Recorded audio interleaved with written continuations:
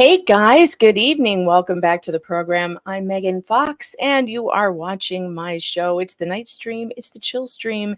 And I can't believe some of you in the chat are still complaining that intro is too long. It's literally 33 seconds. 33 seconds. And for every one of you that says my intro is too long, I add another 30 seconds. I don't play that game. Anyway, welcome everybody. We are live on YouTube, we're live on Rumble, and there's a live chat going at meganfox.locals.com. And don't forget to sign up over there. You can use promo code Maya right now for a free month. So you better go over there and check it out because that's where all the good memes are. Tonight, we're doing something really special. This is something that we don't get to see very often. I've studied CPS, I've studied Child Protective Services, family court, and how terrible and corrupt and inept they are. But one of the things I do not get to have very often are transcripts of juvenile proceedings. That is something that you cannot get because they're all sealed. They're sealed. And there's no transparency when it comes to juvenile court proceedings. But in the rare case where someone sues them and these things come out in discovery, they end up on the public docket, which is where these transcripts were on the Sarasota County clerk's docket. So for those of you hate watchers out there, by the way, on Reddit, good evening. Good to have you here. Know you're watching. No, I did not get these documents clandestinely somehow. They are literally on the docket. You can go and find them if you wanted to dig through 634 pages like I did to find them. But they're there. And also, you know who else is here tonight? Is one of my good friends and a lawyer that I really respect and love is Sean McMillan. He has been fighting CPS for a long time. How long, Sean, have you been bringing it to the government? I signed on to Fogarty Hardwick versus County of Orange on May 7th, 2005. So that was my first case. Wow. So it's been a while. It's been a while. And those of you in this who've been watching the program for a while, you know Rachel Bruno. She's been on this program. She started watching the Kowalski trial with us. Rachel was one of Sean's clients, and Sean won that big for her against a hospital and CPS in Orange County. And, you know, they deserved it. They did a warrantless seizure.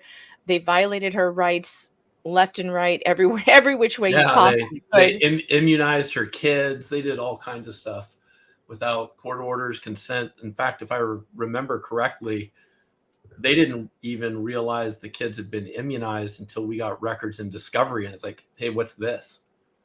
And so, yeah, that's bad stuff. But unfortunately, it's very common. It happens all the time. That's just the government's MO. It's terrible that you have to find out. Oh, you know what else she didn't find out about was the anal wink test that they did on her son. She didn't find that out until discovery either. And those of you going, what the hell is an anal wink test? Oh, that's when they accuse you of sexually abusing your kid and then they sexually abuse them to find out if they were sexually abused. Yeah, my first thought when I came across the whole anal wink test issue, it's like, what is that? That sounds like a punk rock band or something. and so we do a deposition on it. And I asked the guy, so what is that? I mean, how'd you guys come up with that? And he says, well, what happens is you drag a pin across the child's anus. And if the child's been, penetrated or abused in some way, the anus will not reflexively flex and close and basically wink. And so they call it the anal wink test, and that's how they do it. They take a pin, drag it across. If there's no reaction, then they, escalate it up as a potential sexual abuse. But they do that to every kid that comes in. That's what parents. So even if they have not been abused, they're going to do this thing to them that is, I'm sorry, by all accounts, abuse. In order to, it's crazy. It's absolutely crazy. And speaking of crazy, coming to the program is Mo in the deep end. She's wearing one of her famous new wigs. I'm so excited about this. Please explain the wig, Mo. Well, I was going for the most soulless, ugliest wig I had because I thought we were, these people, and I was trying to do the Kate plus 8, the porcupine butt thing, but look, I don't know what kind of gel she used from the pit of Satan and hell, but whatever she used, I don't have access to. So this is what it is, and Mr. Mo walked in and walked right back out because he has no idea. He was just like, "I am walking out of the dumpster fire, I have no idea what's going on here." Simply walking back out. Well, I think that this wig calls for giving you the special role tonight of the court. I think you may have to be the judge tonight. The judge is Okie dokie. not the judge that we read in the later dependency court hearing transcripts, but the judge tonight is Judge Teresa Dees. And I know that she actually doesn't have hair like yours, but I would like to imagine that she has hair like that wig right now. And and I think it'll be perfect. So you're going to play the part of Judge Dees, and I know what you and all of you in the chat want to say right now. So let's all get it out together. Judge Dees nuts. You ready? Okay. Oh, wait, it's Yes. all done now. Chandler. Speaking of Dees nuts, how you doing, Chandler? Good. How's it going? Doing Chandler, good. I'm so happy. There was this very annoying beeping outside my place for like the last hour, and it finally stopped. I was worried it was going to show up. So, Mo, your hair looks great. I like that. It's a different look. When did you do that? Mr. Mo again just walked. He's like, I don't even. She's been buying. walking She's out. collecting wigs. This was the Okay, soulless, this the most was soulless this wig was she could find. a Halloween it is a thing. wig I you're have telling me? actually, yeah. Oh, okay. I see.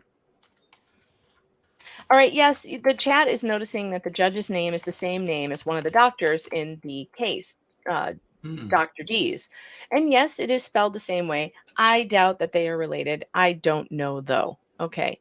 So here's what we're going to do. Let me ask Sean this something, though, because Sean, you probably know better than most. How hard is it for people to get a hold of dependency court hearing transcripts? That's a funny question. Well, it's not actually a funny question. It's a serious question. But the reason I laugh is because it's a frickin' nightmare, even for the attorneys, to get a hold of the records, particularly transcripts, especially if the case is, more than a year old. Things just disappear. People leave. The county objects because they basically want to be protected. The juvenile court, more or less, will follow the county's lead on whatever the objections are and proposed redactions. It's a nightmare. It actually, I can tell you, like, where I practice, mostly in Southern California, Los Angeles, Riverside, Orange County, San Diego, and a little bit in Arizona. I guess we do a little bit of Kern County too. That's a little further north. But in every one of those counties, when you make your application to get the records, you may not actually even get a hearing for up to 14 months.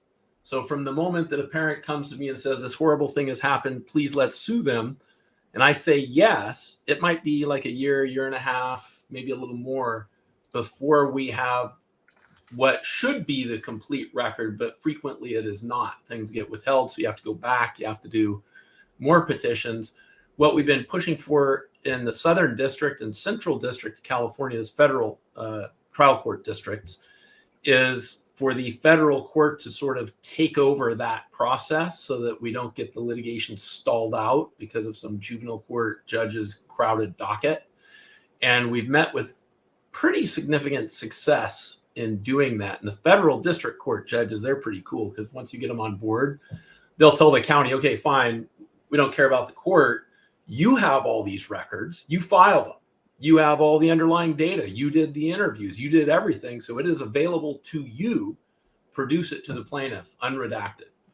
And so that we've been making some pretty great strides there, and it speeds things up quite a bit. But as far as answering your question directly about getting these records, it's really hard. And frankly, I'm surprised that this transcript even appeared in the public docket. Normally, this would be sealed.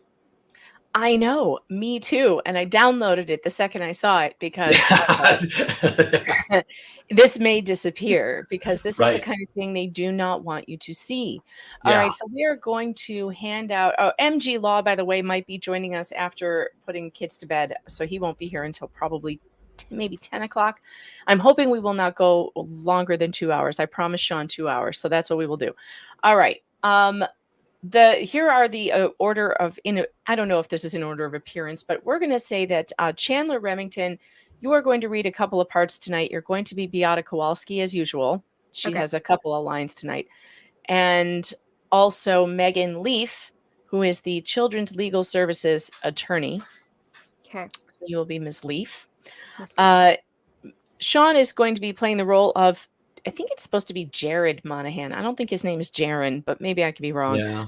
Mr. Monahan, he is the guardian ad litem, who is also, he works for the court system and was appointed to be Maya's guardian ad litem.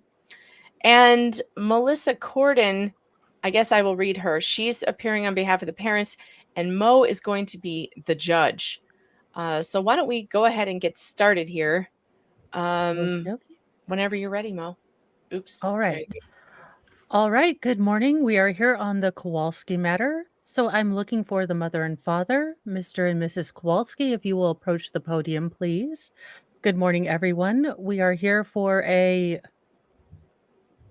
not a detention hearing. There's not a child in detention. We are here for a shelter hearing as it relates to the child Maya. And does it also relate to the child Kyle at this time or no? In terms of the petition for shelter, no, Your Honor, but the department is requesting that Kyle be ordered to undergo a CPT evaluation. Okay, so we're here for a shelter hearing pertaining to Maya I can't pronounce it. It's okay. It's the wig. It Just is. I And cannot say Sean, that you word can be tonight. Mr. Kowalski. I think he only You has are one. the mother and father to Maya and Kaya. Is that Maya and Kyle? Is that correct? Yes. Yes. All right, you both have the right to be represented by a lawyer at every stage of these proceedings. If you cannot afford to hire a lawyer, I will consider appointing one to represent each of you. It looks to me that you have brought an attorney this morning, so I think that has been remedied. But you need to be aware of that right at every stage of these proceedings. At this time, I'm going to ask that everyone identify themselves for the record.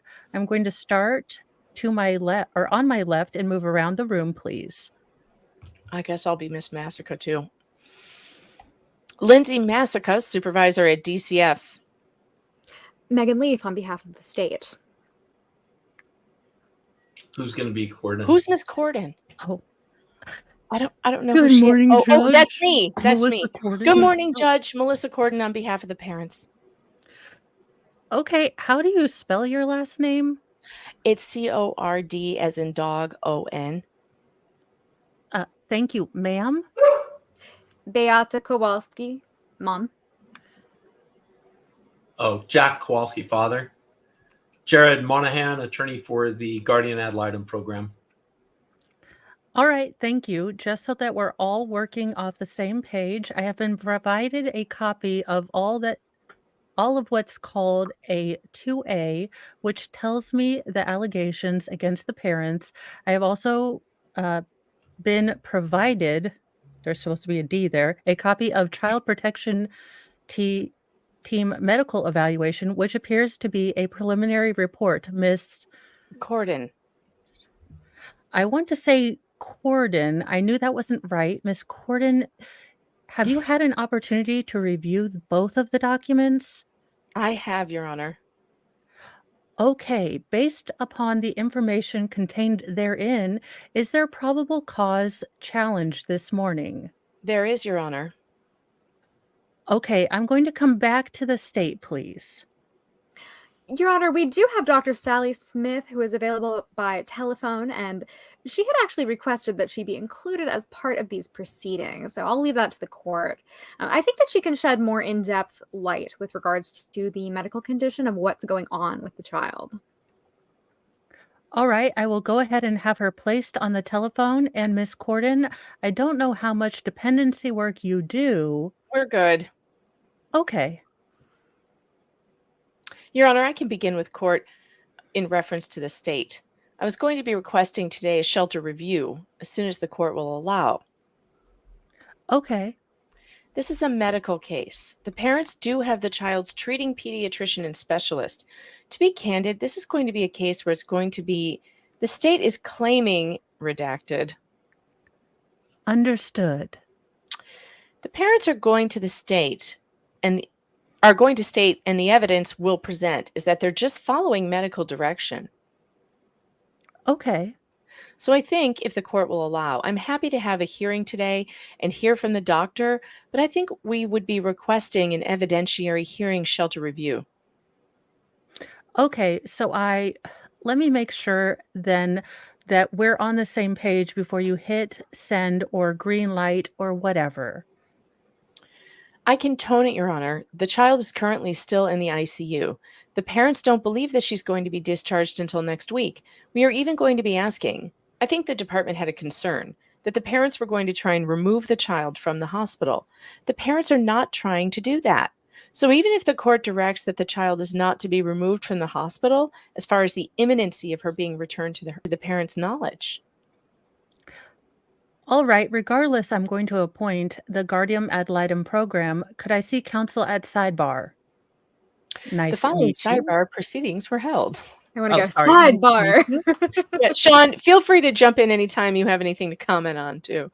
Well, just so that everybody understands, I don't know that everybody understands what that means when the judge says, let's go to sidebar or let's see counsel at sidebar. You would normally see that in a situation where either you have a crowded courtroom, which is usually not the circumstance in a juvenile dependency proceeding, at least not in California. Or if you're in front of a jury and there's some legal issue you want to address, but you don't want the jury to hear it, then you would go to sidebar and a court reporter would come over and then you would discuss whatever you're going to discuss. Many courtrooms have like a white noise generator over the jury box so that they can't, it's drowned out. They can't hear what you're saying. But in this context, I don't really know what she means when she says, could I see counsel at sidebar? And that could be experiential because, again, in California, whoever's appearing at the particular action in the juvenile dependency court, they're the only people in the room. So there's no purpose. It's because the judge doesn't want the parents to hear what she's saying. I think. Well, I mean, okay. Well, that would make sense because I presume that it's kind of like approach the bench, that sort of thing. Well, yeah, but you normally wouldn't do that. The parents have a right to know what's going on in the proceeding, right? Normally. Right. Again, sure. this is I'm just basing this totally on California. So normally the parties themselves, even though they're represented, have a right to know what's happening, and you wouldn't hold this in secret. But I agree with you, Megan, because I did make it through this part of the transcript before, and what she's gonna do sort of suggests that she's already made up her mind what she's going to do, and she doesn't want the parents to know about it. Yeah, so, right. Florida. Yeah, this is so wrong. Yeah, I would have a problem with it. Yeah, I have a big problem with it. She has absolutely made up her mind already what she's going to do. There's no coming into it. She's already going to order the shelter, and no matter what the child's attorney or the family's attorney says, it doesn't matter. Yeah, and that's a good catch, though, Sean. I didn't notice that when I read through it the first time. I noticed that she had her mind made up, but I didn't notice that it would be strange for her to call a sidebar because there's no one else in the room other than at least for me, from my perspective, it doesn't make sense. Unless, like you suggested, she doesn't want the parents to go nutso right there in the courtroom, so she's going to hide it from them. But that's speculation on my part, really. I just thought it was important to understand what that meant, the sidebar and the normal circumstances under which one might see that happen. Right. All right, Mo, go ahead. Okay. Nice to meet you. Pleasure to meet you, Judge. Where do you work out of? Mostly Hillsborough County. Okay. Hillsborough County. Okay, so this morning has been a bit of a stumbling block already. How much time do you anticipate for a full evidentiary hearing on the shelter review? Well, I mean, Based on what I have with the hearsay permitted, I'm going to find probable cause. oh, what is with this hearsay permit? Based on what I have with hearsay permitted, what kind of court is this? All of the juvenile courts, California included, they permit hearsay evidence. That's how the social workers' reports come into evidence, Oh my God. is that they're entitled actually to not even testify unless they're challenged by the parent. Again, this is just California. Unless they're challenged by the parent, then the parent has a right to bring in the social worker and cross-examine them as to the contents of their report. But at the initial proceeding, the judge just gets to take the report and read it as if it's all true. And Look at how it's the by chat- definition, it's hearsay. Look at how the chat is losing their mind. She's made up her mind before she hears anything from the parents. Welcome to juvenile court.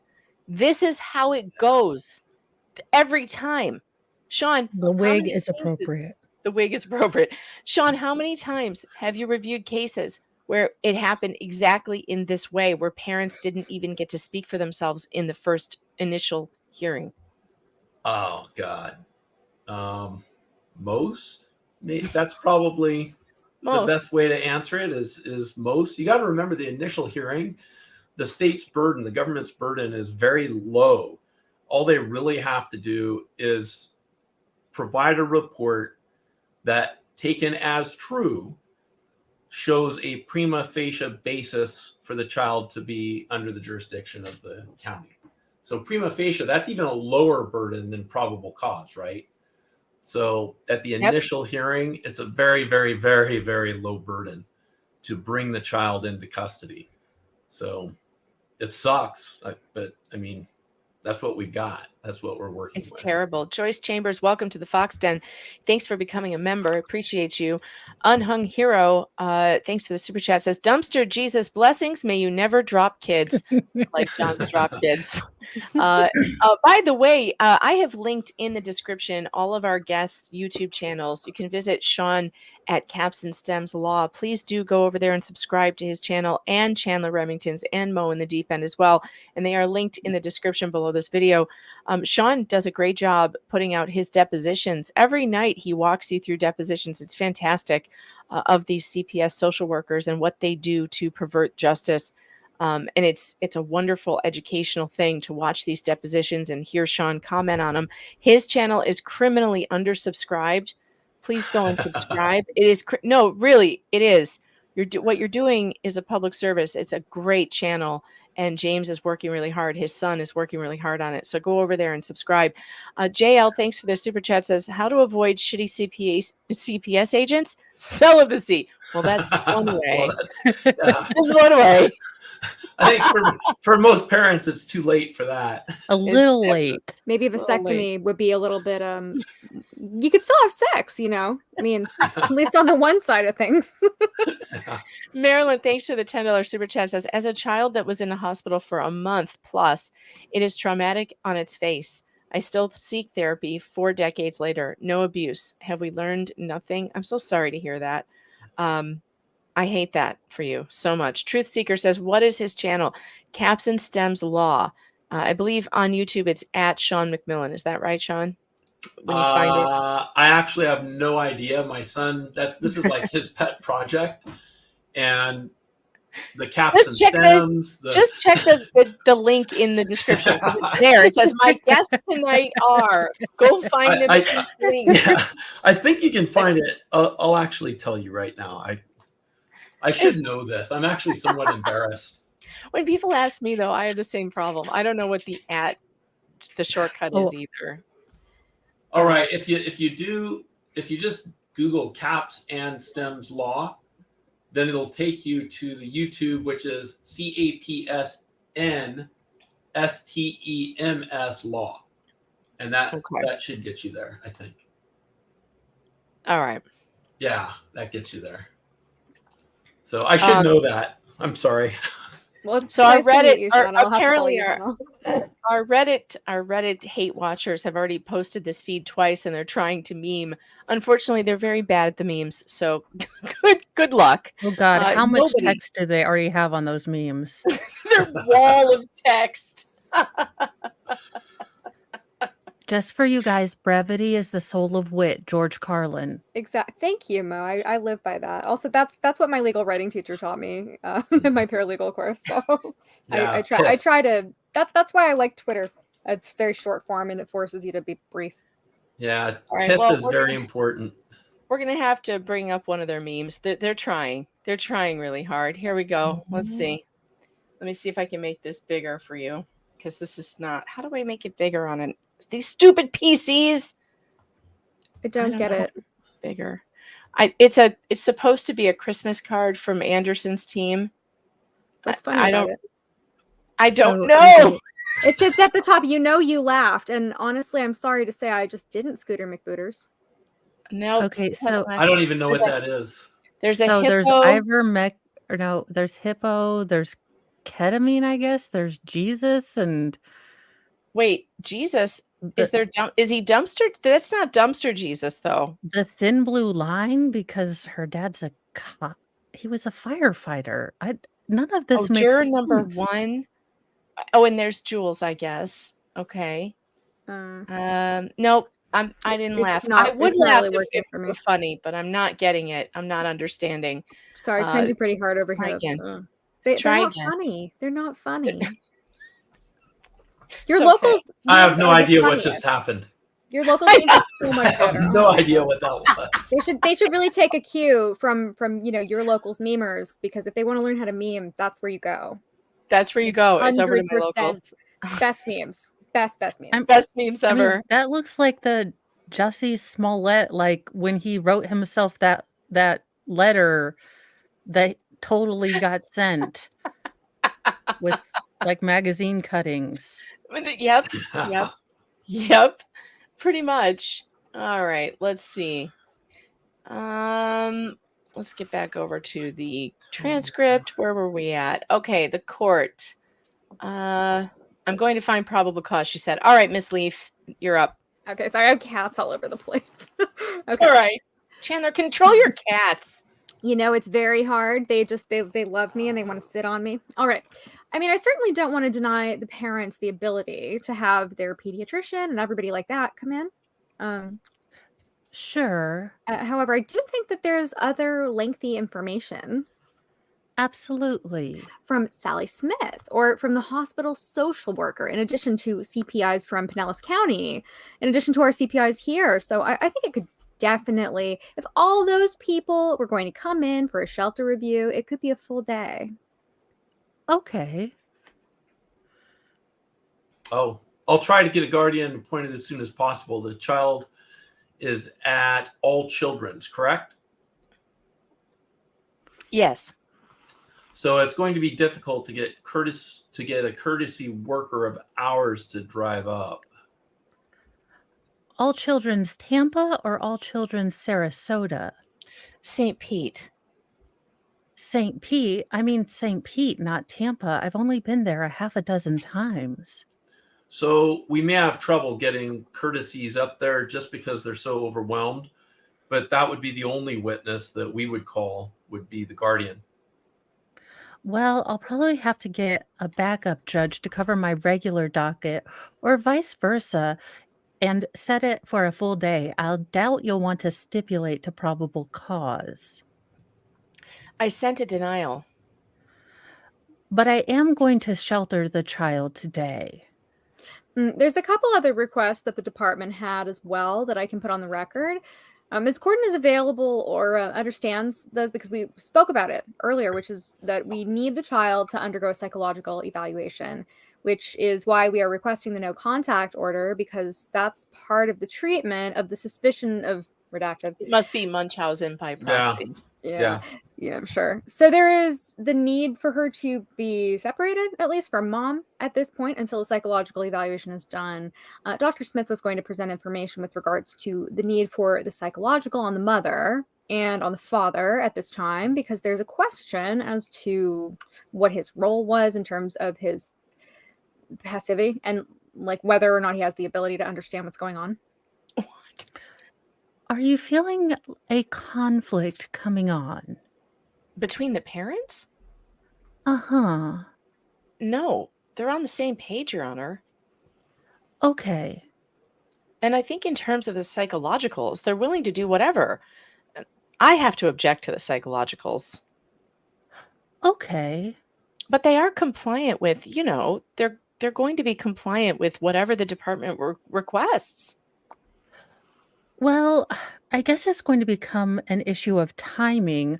Are you asking I mean, obviously, it would do me the most good to have the psych evals complete before the shelter hearing.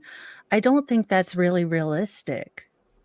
Well, right, but I also think that also goes long term too. Well, then we kind of get into the dependency or whatever else may come. The child also has been recently very depressed. So there might be medical history, a psychological that was recently done. I don't know. But they're willing to. I think they've already signed releases. Well, that's one of the issues is we need the medical releases because the hospital, they weren't releasing the information to the hospital and they weren't releasing it to us. The parents have already signed off on all the consents, so any consents, anything else that needs to be signed, they're ready and willing to sign them.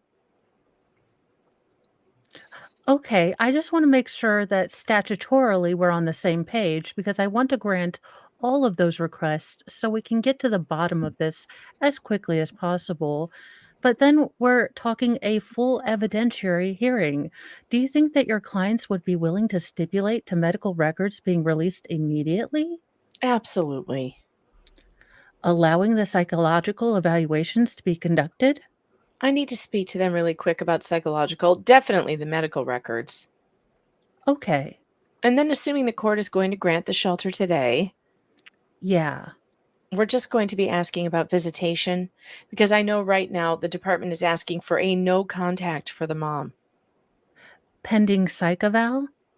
And then for the dad being supervised by the department, child is in the ICU. The concern is, I was going to be asking even for the dad, if his visitation can be supervised by hospital staff as opposed to the department just to give him more access. I don't know if the staff will do it if it will do it, it is the only problem. They're not in a supervisory role, the staff. Right. I'm not sure how that's worked out, how that's been worked out in the past. I do know that well, as it pertains to the mother, hospital staff is worried that because of mom's knowledge level, that like somebody is in the room all the time watching what's going on because they're afraid that she's administering treatment that the hospital has not approved. Okay, here's what I'm contemplating doing. Miss Corden, tell me if you have an immense problem with this. It's based upon a sheltering hearing 2A that hearsay is always admissible with 2A. With additional information from CPT, I will find an initial finding of probable cause to shelter. They are entitled to an evidentiary hearing. I've been advised that it's going to take approximately one full day. I will have a backup judge make arrangements. In the meantime, I'm going to order that all the child's medical records be released and that the parties undergo psychological evaluations. I think no contact is proper. But again, how long is it going to take me to get a full evidentiary hearing on that? So that's That would be my concern. Yeah. that's what I'm inclined to do. I think she would just like it if she can call the child. As far as her having physical access to the child, just for the concern is, again, when we go back to court, how long is it going to be if she has no access to the child without her being in ICU? How soon can we get a psychological on the child? We'd have to check with all children's. From what I've been reading, it sounds as though they've been trying to get a full psychiatric workup on the child. Psychiatric? Psychiatric. Okay. Because they were concerned that there was an underlying issue with what was going on, but mom has been refusing that. Well, if I shelter her today, the hospital staff should have everything lined up. Yeah, definitely a psychologist on the staff that can assist with this while she's in the hospital. I think that the child's would probably be quick. The parents, I'm not sure. If there's going to be a shelter review, I know we have an issue with being able to have a full day that's available, but it is something that's required to be done within 72 hours. So that gives us Monday. I mean, clearly, if the parties waive that, that's not a problem. But I'm in trial in Hillsborough on Monday and Thursday, so if we could avoid Monday, that would be wonderful. I'm at a conference for the 0 to 3 initiative Wednesday to Friday. it's just something where it's like clearly all of these issues are going to be addressed in the dependency trial as well. I'm just thinking out loud. I don't know if there's a way that hearsay can be submitted instead of having the pediatricians and everybody come. I don't know. What? I mean, I'm that's glad up the to judge you. doesn't know. How does the judge not know? And anyway, yeah, could we just have it so that all the hearsay could just come in and we don't have to call the doctors? They don't really have to be here to be cross-examined, do they? Let's just admit their hearsay. I mean, Well, that's, logistically, it could be done by stipulation. That frequently happens if there's something that the attorneys can all agree is going to come in undisputed. So, that is a potential, but not on this record. And it's odd that the judge is saying she doesn't know because, unless everybody stipulates, you get your full hearing and cross-examination, right? I would think if anybody in this room would know, it would be the judge. But allegedly, she She's does all, not I don't know. It's on the record, so it's right there, line 14. Yeah. She doesn't know, so Yeah, that's kind of weird. I'm baffled. I like how Miss Leaf comes back. I mean, that's up to you. Yeah, right. Yeah, Oh, What do you mean you don't know? I mean, that's up to you. I'm just thinking out loud to where maybe it's not a full day, but I don't want to deny them the ability to present the evidence that they want to present. If everyone will allow, I think it's just a matter of getting the medical records from the pediatrician and the treating specialist for her RSV. Things like, where did the pump come from? I mean, if there's medical records, that's going to answer questions. Right. Godoy? Or if you, like called and talked to her previous treating physicians, maybe? I don't know. Just a suggestion. Yeah, that might answer some questions. You don't if have to we be Sherlock had the Holmes medical and the records. Hardy Boys I to mean, figure yeah, this if one there's out. medical records that could answer questions, Judge. Yep. Sure as shit. Yeah, stating the obvious. Oh, man. I love this judge. She's blonder than I am.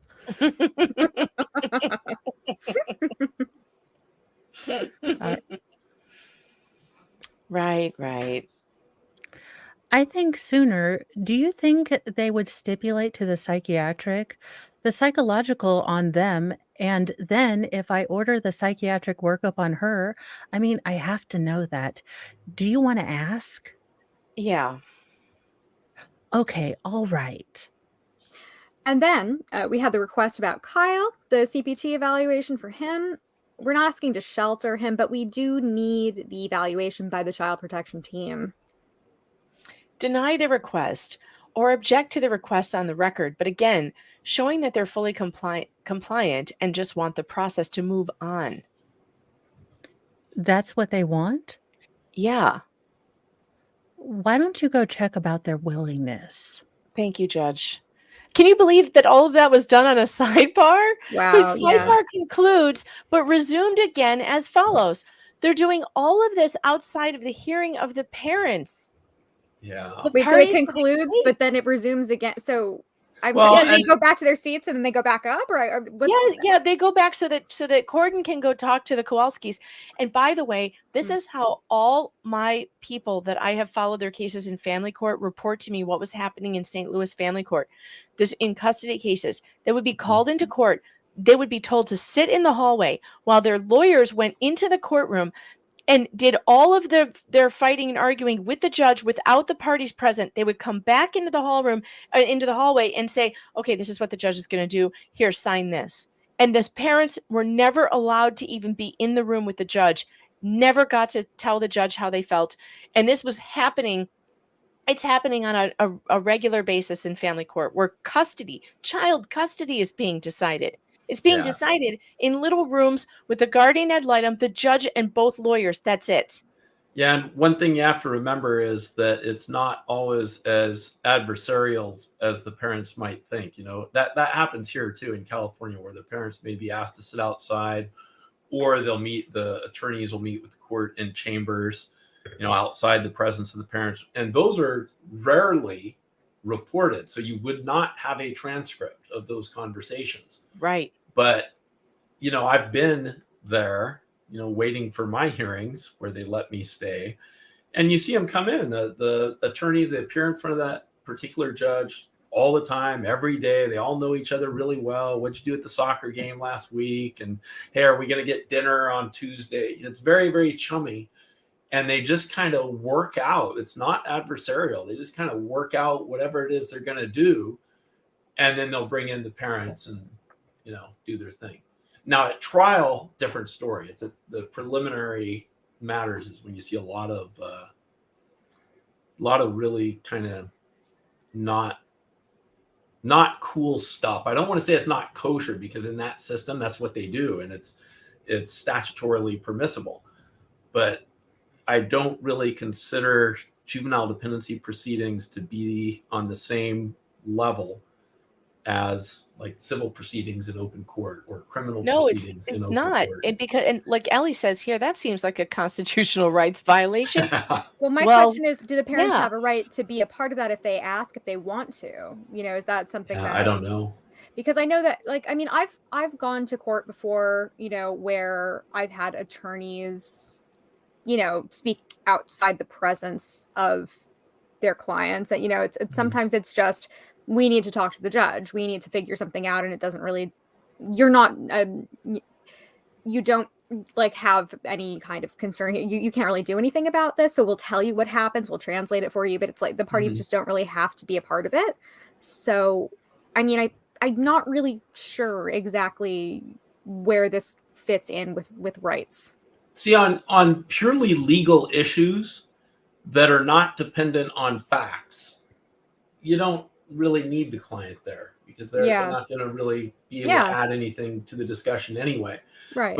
But for what's going on here, I mean, as we're reading the transcript, there's all kinds of things that we need the client there. In fact, the client needs to answer some questions. Are they willing to do this? Are they willing to do that? Are they willing to stipulate? Are they willing to waive something?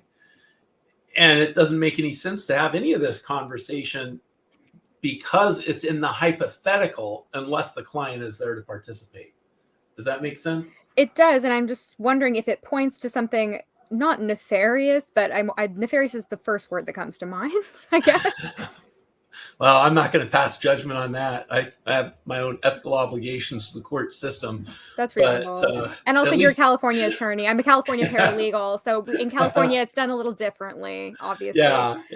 I never presume that I know other states' laws or their rules, but it is a little odd. I would say it's odd.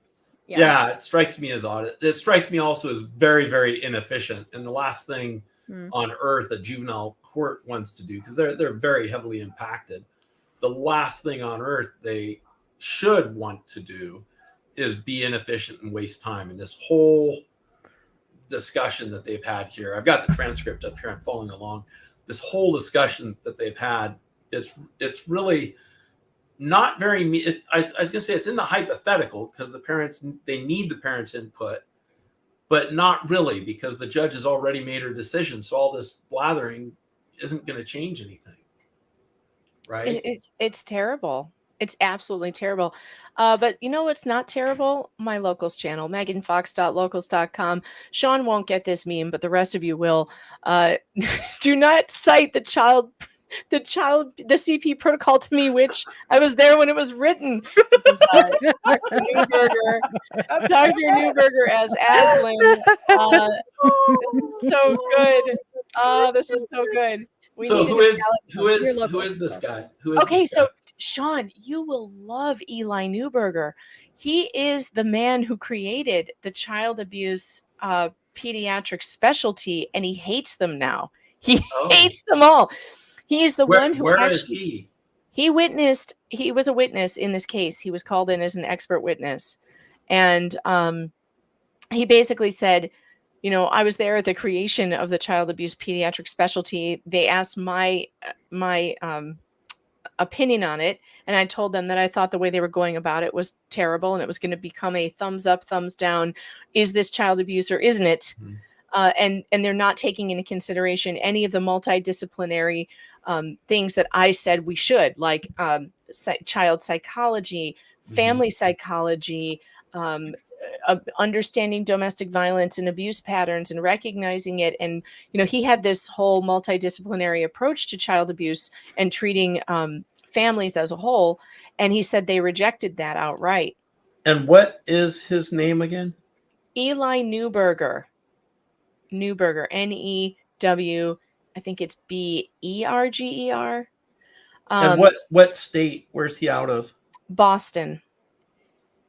And he has the most incredible background. And he's very sick right now, unfortunately. He couldn't show up in trial. They had to play his deposition because he was in the hospital. Oh, And I'm wow. not sure if he's recovered yet or not. But he has testified in many cases where it was about child abuse and against these child abuse doctors, these child abuse pediatricians, who I know you are very familiar with, Sean. Yeah. You've worked with, you've had to depose more than a few child abuse doctors. In fact, I think that that Dr. Aggie in the Duval, she's all over. I think James finished with her like 3 weeks ago, so she's up. She's up? I haven't watched that yet. Oh, I gotta watch it. Okay, so Sam Park and Richard Prager did her depo. I didn't participate in it. I thought they did a pretty good job. But, so the Duval case is the one that they're putting up the depositions on Sean's channel right now, and is it Eggie? Eggie, Egge. E-G- She had to have they been all teased have as a kid. Dr. D's or Judge D's, Dr. Eggie. They all have funny names. Well, they gravitate. That's why they go into positions of power to screw with the rest of us. Yes. Right. They got so that you picked can't on say as it kids. and laugh and be reprimanded. Okay, so now the sidebar concluded, but resumed again as follows. May we approach? They are willing to do anything. They said they already advised the hospital that they were willing to do the psychological evaluation, but yes, they will do their child Maya's, theirs, and the CPT evaluation for Kyle. Okay, then what I'm going to do is you both know the law inside and out. They know what they're entitled to, but that's easier said than done. If you want to stipulate as to how the information from the various doctors come in, that's great. If you can't, I will get another judge from another courtroom and we will work it out around the schedules. It's doable, but I don't know that it's going to happen within 72 hours. If you're both or all three agreeable to stipulating to expand that to allow adequate. I don't have an objection.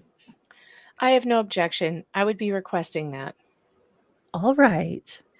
Can I interject right here? What the judge has just successfully done, if you remember what all the discussion up above, and she's all, I don't know how we do this. And I made a comment earlier about how they can stipulate around all those problems.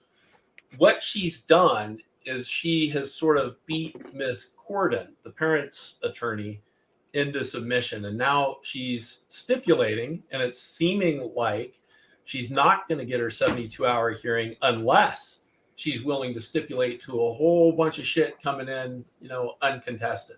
Right. So that's just my 30,000-foot view of it. Yep. And you see this kind of stuff happening all the time. The courts will kind of massage the attorneys into a position where they'll just agree. And substantial rights get, waived when you do that. You can't really agree to anything unless you're going to directly benefit from it. McCrae, thanks for the super chat. Says, tried to watch on Rumble, but it would not let me rewind. Rolly eyes. Hi, Megan and friends. Love what you do. I know Rumble needs to get a hold of that. I don't know why you're not allowed to rewind a live stream, but that you can't do it there yet. Chicago Jan, thanks for the super chat. Says, I just turned on the stream. OMG, Sean McMillan.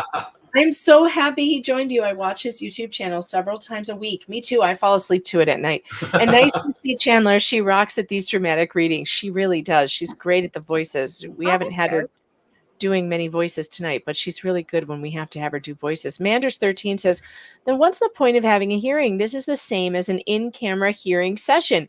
It is kinda. It is. There's no difference. It is a star chamber if the parties are not being allowed to witness it. Period. Well, we have to give everybody their due process, though, right? So they get a hearing. Yeah, but what the hell kind of hearing is it if you're not included? Swiftly Sue says, my social services career lasted 2 weeks. Nuclear power plant construction was more fulfilling. That does not surprise me. Gemma says, what really baffles me is if you were so concerned about a mother medically abusing one child to the point absolutely no contact, why are you comfortable sending her home to look after another?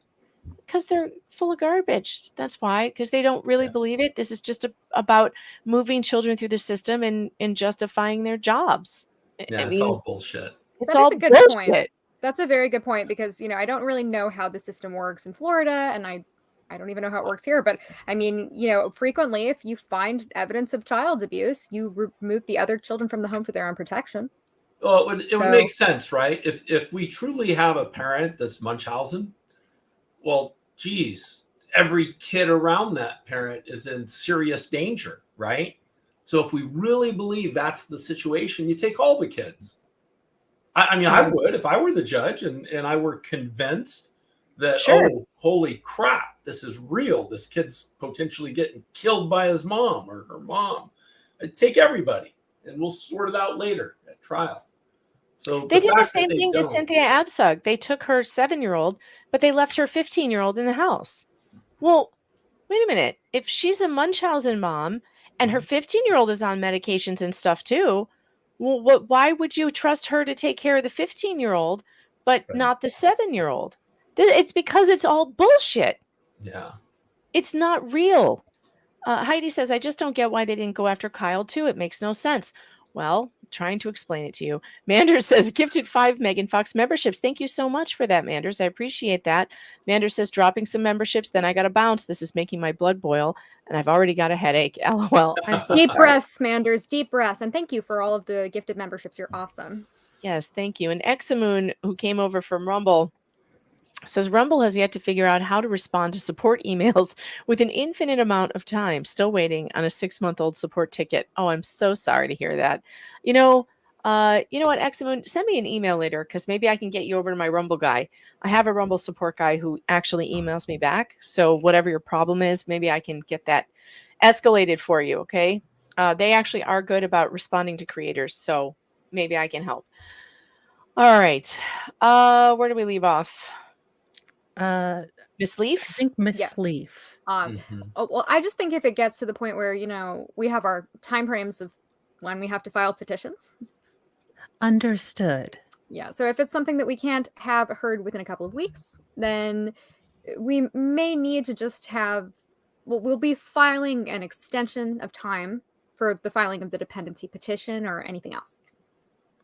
I'm sure we'll be hearing from from council about the no contact order too. Right. I don't think it'll go away. That's why I'm saying that. Hey, how's it going? Hey, how's it going? MG Law, you haven't met Sean McMillan yet. He's the only one on the panel you don't know.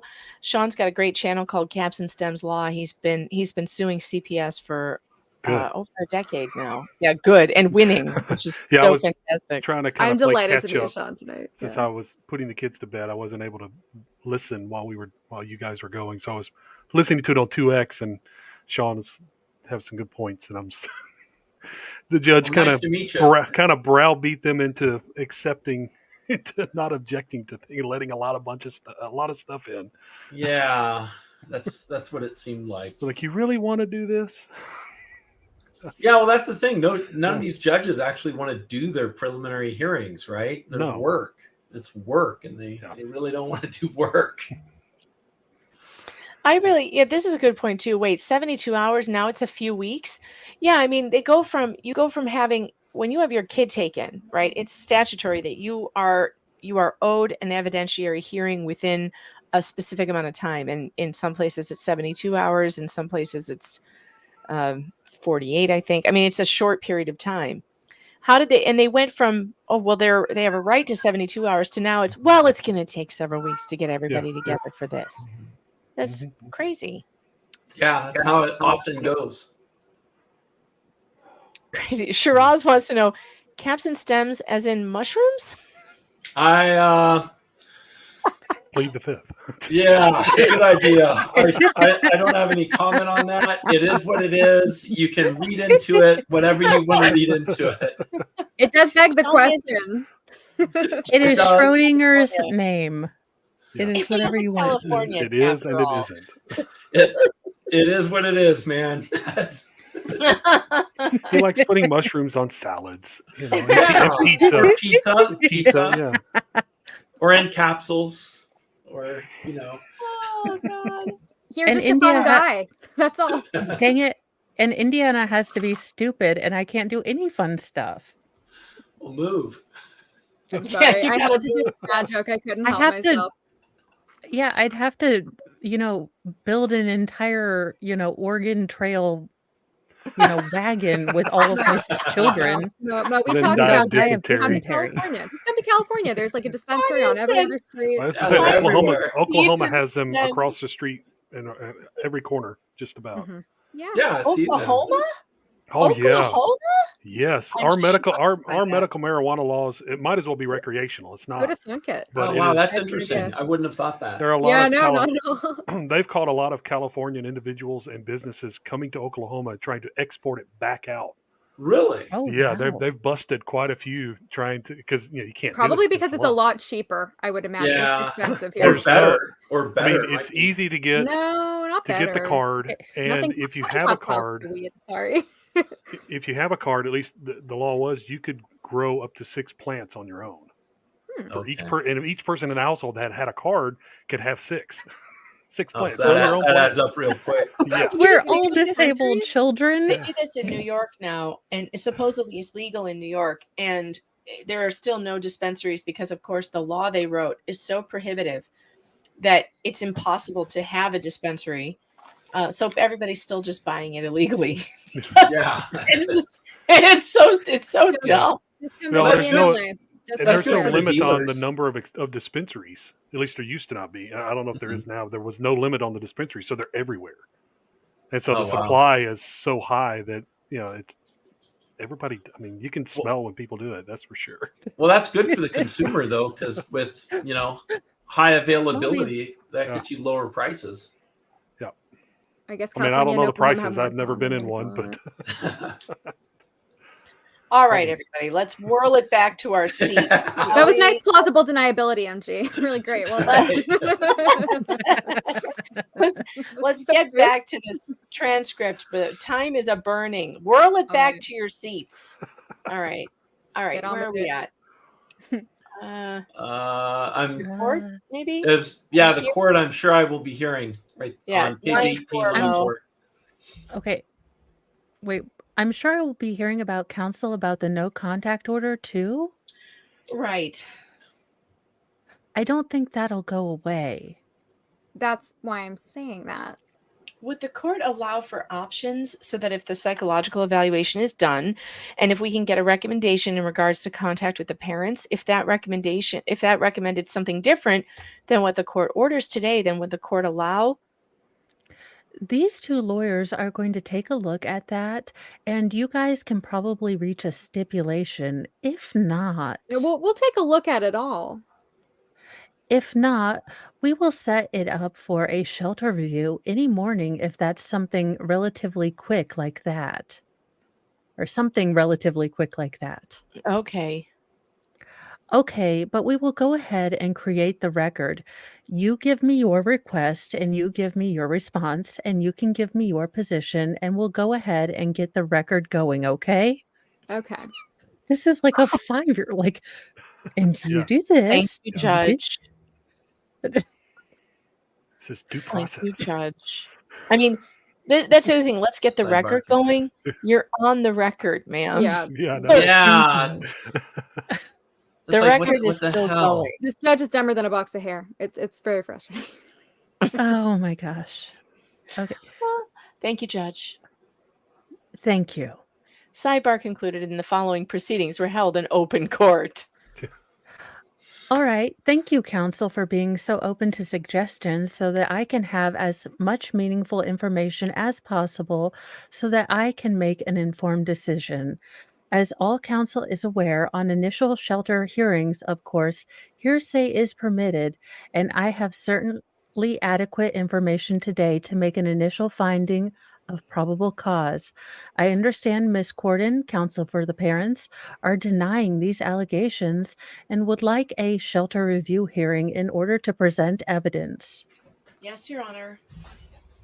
So that is going to be the position of the court at this time. I will make the initial finding of probable cause. I'm going to ask that counsel, the three of you, work together to obtain the adequate amount of hearing time based upon witnesses that will be presented and in light of any stipulations you all can reach that may avoid trying to organize that many physicians to get into the courtroom at one time in a timely fashion.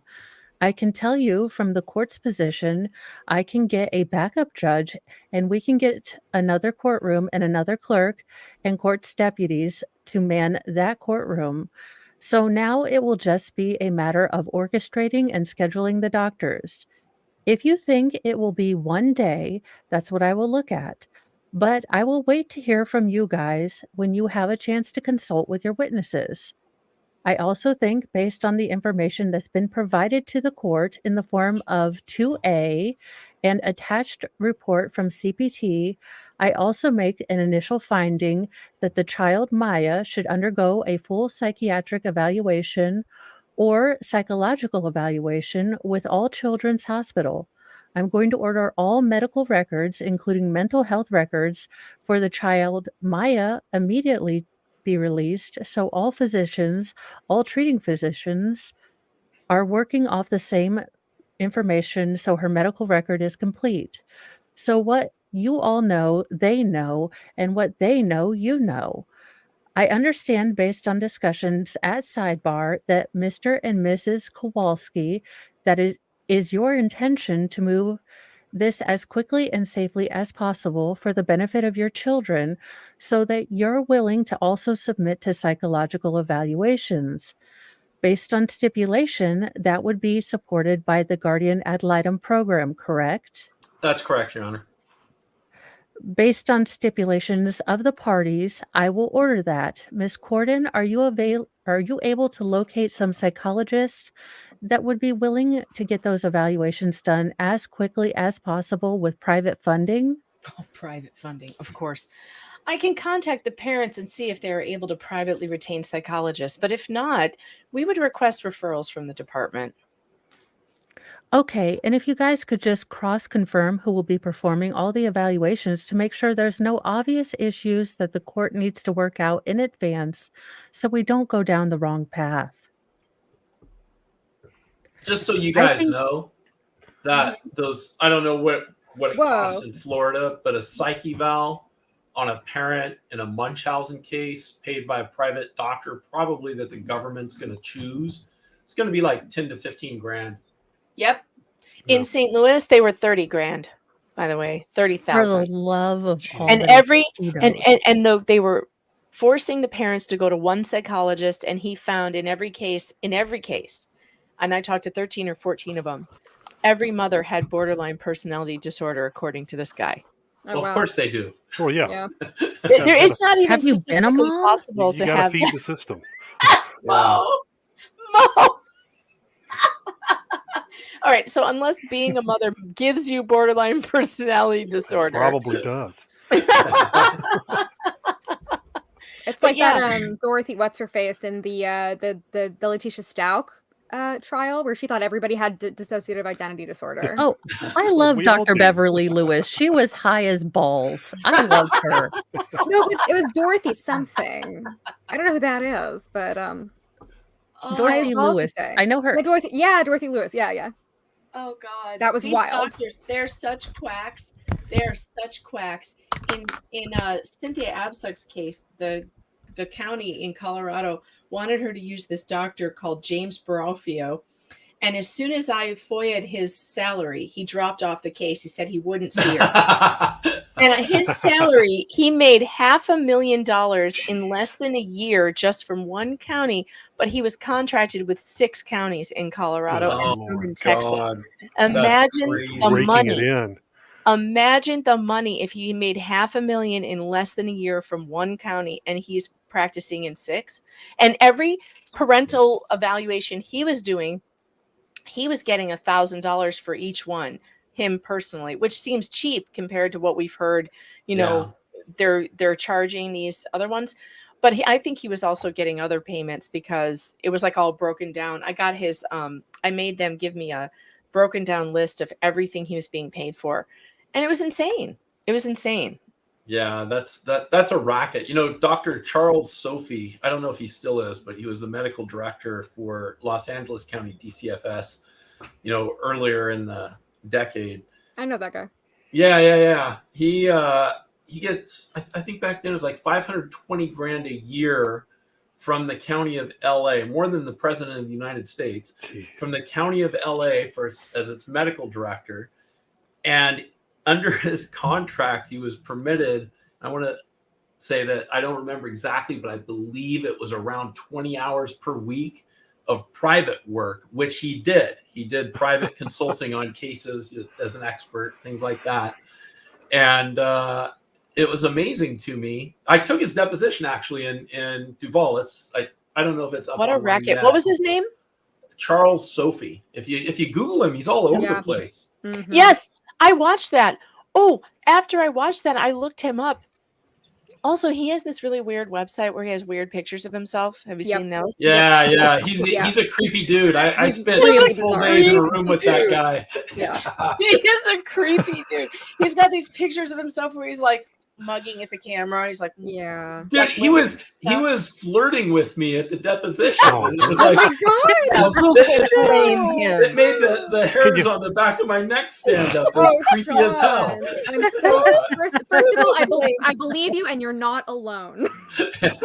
We have to look at. Wait, I've got to bring him up because you guys have to see these pictures I'm talking about. Sean, are you in LA? Right? How do I spell that? Sophy. Yeah. Phy. Because this guy is so bizarre. He was also on Dr. Phil, wasn't he? Yeah. And Beverly Hills, Housewives of Beverly Hills. Yeah, the Real Housewives of Beverly Hills. Yeah. Jeff would know that. That's Jeff's favorite show, by the way. I shouldn't be saying it. The Legal Vices loves the Real Housewives of Beverly Hills. It's one of All right, here he is doing duck lips. This is Charles Sophie. Oh, yeah, that's him. God. Yeah, that guy. And what in the rapture am I looking at here? Wait till you see his other pictures, though. Wait, there's more. Family values? No, sir, not in tight you got to have pants. a mental illness to be able to diagnose others with mental illness. He's one of a kind, definitely. That's our guy. He's unique, How much self-tanner did he use? Or is he naturally that swarthy? I mean, he rivals my God.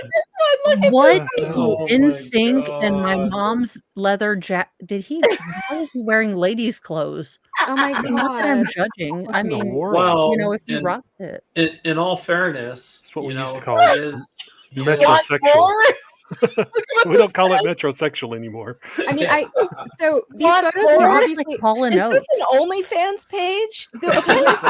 Wait, I've got to say this. More? These photos, I am certain, were taken by like a professional photographer. He spent thousands of dollars on these. Because that background, it's just very typical. I mean, but he forgot the sock in the pants. I mean, he definitely had like the most 5 important changes of part. clothes. He definitely had like a big, like a lot of different ones too. He's like, I look really good in this when I look swarthy. Yeah, that works for me. Good question. Why is he standing like that? Well, he put the potato in the back instead of the front. So, oh man, I'm not going to say hemorrhoids because I don't know that. What does he sound like? Let's watch him on. But there's a point at which. Hello, not the spinning wheel. Not Dr. Phil. There's a point at which he's always on Dr. Phil. He's on Dr. Phil like all the time. It's I I teach them That's how to it. look at their life in general in some key areas. There's like 5 areas I look at, and His I face call doesn't it sweep. move. So because it looks like, Botox. people can remember that. Yeah. They look He at has their Botox sleep. face. They look at their, Oh yeah. their He's had a lot of eating, work. the way they deal with their emotions. And his hair is just as stiff. Oh, God. It's very It looks bad. like Yeah. it's fake. How That's do you, like how do you, how do He's you a creepy know dude. how- It's like plastic hen plastic hair. It's like hair, yeah. molded to his head, like- pretty much. That Yeah, is he's the a- most disturbing thing I've ever seen. Yeah, Well, I'll his face I'll tell his you- face used to move more. Like it's I'll- just I'll- it's In, recent. in all fairness to the guy, I'll tell you that he did in his deposition. He did come clean and kind of fall on his sword and just fucked over the county. Which, of course, then we took it, right? It's under oath. It's Oh, a yeah. party Yeah. opponent. We played that Yeah. to the jury. So he did, in the end, after a lot of finagling, come clean. And that was, I got to give him kudos that's for good. that. Yeah. Well, Locals is at it again. Here's the newest meme. How to get away with medical negligence. Did you mean report the parents for child abuse? Oh my God. That's how you meme. We need to tell Reddit. Reddit needs a That's lesson. awesome. It's Now, really this good. is how you make a meme, Exactly. Reddit. That is This fantastic. is how it's done. First of all, it has to be relevant, and it also has to be funny. Yeah. Yeah, I that didn't was get the good. one early. I did not get the one A earlier. for effort, A E for execution. A for effort. That's generous, E for Mo. It's way too execution. generous. You need to be hard on them. Effort, D for execution, There D you for go. denied. Denied. This is really Double terrible. down. You see like Beata just faints in the middle of this. Yeah. Okay, It's awful. so Oh, I think, wow. Yeah. I see yeah, that. because I'm All right. getting ready to read. You start So- at line 1. Yeah. In light of the allegations, it is appropriate that a no contact order be issued at this time between Mother and Maya. I know that counsel for parents is objecting to that, and I can certainly. Mrs. Kowalski collapsed in the courtroom and a recess was taken. The proceedings resumed as follows without Mr. and Mrs. Kowalski present. Of course. Counsel, I was not able to get my complete rulings out. I think you all knew where the court was going, but I was attempting to say that I think it would be appropriate that we have a no contact until we get a recommendation from the psychiatric evaluation or psychological evaluation. Miss Corden, you now are without 2 clients who made themselves available to the court this morning and also had to wait for the court to call their case. So I need to defer to you as to how you would like to continue this morning. Your Honor, if we can just proceed as we had planned and discussed at sidebar, I think that would be appropriate. My clients were willing to stipulate to the psychological evaluations for the child for themselves and the CPT exam for their son. I did advise them what I anticipated the court's ruling to be in regards to visitation. Okay. But just for the record, I would ask if, for the father's visits, if he asked me for unsupervised in the hospital for him, but if not, we can either, if the hospital staff would be willing to supervise the father's visits, if not, give leave to extend the department's supervision to more than 1 hour. I don't know if it's 1 hour per week that they're allowing right now. And Miss Masika, I forgot. Oh, Chandler, you I can can be take her. that one. She's Sure. she's DFS. Okay. I did talk to the hospital before, and they aren't willing to be like safety managers for supervising. Is this accent working? I have no idea. It works for me. I like it. It's I like it. sounds New fine. Jersey. Yeah. No offense. We didn't necessarily have as much concern with Dad, but so if there's more than 1 hour, that's fine if it's supervised. So, can you tell me what the ICU looks like at All Children's? Thank God, I've never been there personally. Is there a nurse in the room or just, one assigned to 2 rooms? How does it work? I'm actually not familiar, but I can find out because this is All Children, so I've never actually been up there. The other CPI did that. I have been in contact with the licensed clinical social worker who's been kind of my in-between to go to, so I can get that information from her. I understand that a nurse in the ICU at All Children's, the job description would not be supervising visitation. On the other hand, I know that if there's more or less around the clock monitoring, part of the nurse's job or any staff would be to take note of anything inappropriate. And Dad hasn't. I'm sorry, Your Honor. That's okay. Dad hasn't caused any issues at the hospital. He's always been appropriate with the child. I think the best that we can do, Your Honor, is to try and coordinate with All Children's Hospital social worker team and see what we can work out. I mean, especially with the psychologist, at least for the child that's being examined. I know from what Dr. Smith had told me earlier that in terms of the suspected diagnosis, it's necessary for the no contact to occur with the mother until that happens. But I guess my only hesitancy is that part of the reason why we need a supervisor is we wouldn't want the father to be telling the child about what's going on. So, So keep the kid in the dark for for fuck's sake. Let's make Yeah. it the psychological problem worse because we're not going to tell the kid what's happening. A 10-year-old. And they're leaving the It's other not like- kids with the parents. Yeah, the other child. Yeah, Kyle. Yeah. So the mom has access to the other child, Yeah. but Mhm. she's Yeah. a danger to this one. Yes, precisely. So I think that if we can work out something with All Children's Hospital, I don't know what resources they have, but maybe because the social worker has been so involved in this, they might be able to point us to either another social worker or some other resource in the hospital that can help with that. I'm certainly not going to restrict his visitation. This little girl is in the ICU at All Children's, and right, wrong, or indifferent, and I don't know enough. This is what she knows, and she's got to be scared. So I'm not going to restrict his time with her. I will order that it be supervised, and I would just direct that the department make every reasonable effort to see what supervisors can accommodate as much as reasonably possible between father and Maya. What I was going to say about mom's no contact, just enough to get a recommendation from that evaluation so I can make an informed decision. But based upon the allegations, it's appropriate that there be no contact until we can get a result of the evaluation.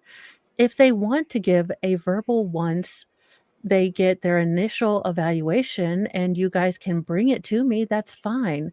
But just until I can get some direction from a psychiatrist or psychologist, that's where I am. Yes, Your Honor. Your Honor, I just want to make sure for purposes of the order today that I'm getting everything right for the father's visitation. While the child is in the hospital, the court is not placing restrictions on the length of time that he can visit the child. For so long as there's a supervisor approved by the department. Okay. Oh, that's me. Your Honor, just along those lines, I was just informed that All Children's does have a program where it's called Child Care, where you can request a person to be in the room basically 24 hours a day, and they can supervise as long as they've been approved by the department. I know in a separate case, we've utilized that. I was thinking there was someone there. I just couldn't remember if they, again, will be willing to be named as a supervisor. Okay, I think you've got it right. Miss Leaf, no limitation on the amount so long as the supervisor is approved by the department. Okay. I don't know how you guys want to handle arrangements. I can set one now to keep us statutorily compliant, and then if we need to take a look at continuing it, we can. I think that was arraignments. I think that would be best. Wait, I think that would be the best is to go ahead and set the arraignment now for November 9th at 10 a.m. Keeping in mind that the department may be filing an extension to file a petition, depending on what occurs within the shelter review hearing and, the length of time that it takes for us to be able to schedule that. I just need the record to reflect because we all went quiet. The mother collapsed as I was making the initial announcement and has been removed by EMT on a stretcher, and she was non-responsive based on my observation. So I'm a but. No, I'm not sure what her status is going to be. So the court is going to be open to any suggestions for enlargements of time based on any of these circumstances. Thank you, Judge. Will you file the notice of appearance, please? I will, Your Honor. I just didn't have the case number until now. Thank you. We do have the case plan conference scheduled for November 3rd at 3 o'clock, but again, that date may fluctuate given whatever. So specific. We're so professional. Yeah, it may fluctuate given whatever. The judge is like, heifer done collapsed when I was trying to give my judgment. I feel like Miss Leaf is just And I very wasn't whatever about finished. this whole thing. Yeah. She interrupted my judgingness with her fainting and such. You know, it's like I did say that we were going to, you know, prevent her from seeing her child who's in the ICU, but you know, she kind of just ruined my. I was talking, she interrupted me. So we have you ordered the release of the child's medical records, and the parents are going to complete the psychological evaluation. So based off of that, I'm going to ask that we have the order releasing their records as well, just in case there is an issue with a private psychologist or someone. I'm going to order all records be released so we are all operating off the same information, because that's just going to delay matters if the parents have some medical records related to psychological records that you don't know about and I don't know about, and then it's going to delay us. So I'm going to order that today. All records be released. Okay, I think we covered everything. Where is Kyle? He right now is still in the parents' care. I'm assuming he's in school right now. Yes, there's been an uncle, paternal uncle and aunt that live across the street that's been helping out the family when they've been back and forth at the hospital. So I think he may be going home with them today. Okay. I can find out. He's at home with his parents, right? Yes. All right. Was the CPT evaluation ordered for Kyle? Yes. That was by agreement of the parties not sheltering Kyle. I am sorry, I couldn't hear you. The shelter is only as to the child Maya. We will put it on the record. The department's request at this point was to only shelter Maya while we got the CPT evaluation of Kyle to then determine further. Okay, and then also, just so we're all clear, as soon as you guys determine how much time you're going to need with the witnesses that you intend to call, please get with my judicial assistant. Her name is Tasha, and she'll work with the court administration to get us an additional judge to make that available based on your witnesses' availability, unless you guys stipulate to not have them come in. And I know that some of these doctors, primarily the All Children's Hospital staff, is located in St. Pete. I think Dr. Hahn is in Clearwater. I know we have an issue with using the telephone, but since we will be trying to coordinate multiple medical personnel, some of which are hospital staff. As long as there's a notary present to swear them in and you all have no objections, all physician and related medical experts can appear by phone. Okay. Thank you, Judge. No objections? No, Your Honor. No objection, Your Honor. Visitation with Kyle and Maya. The parents would be requesting it. The child has been requesting to see his sister.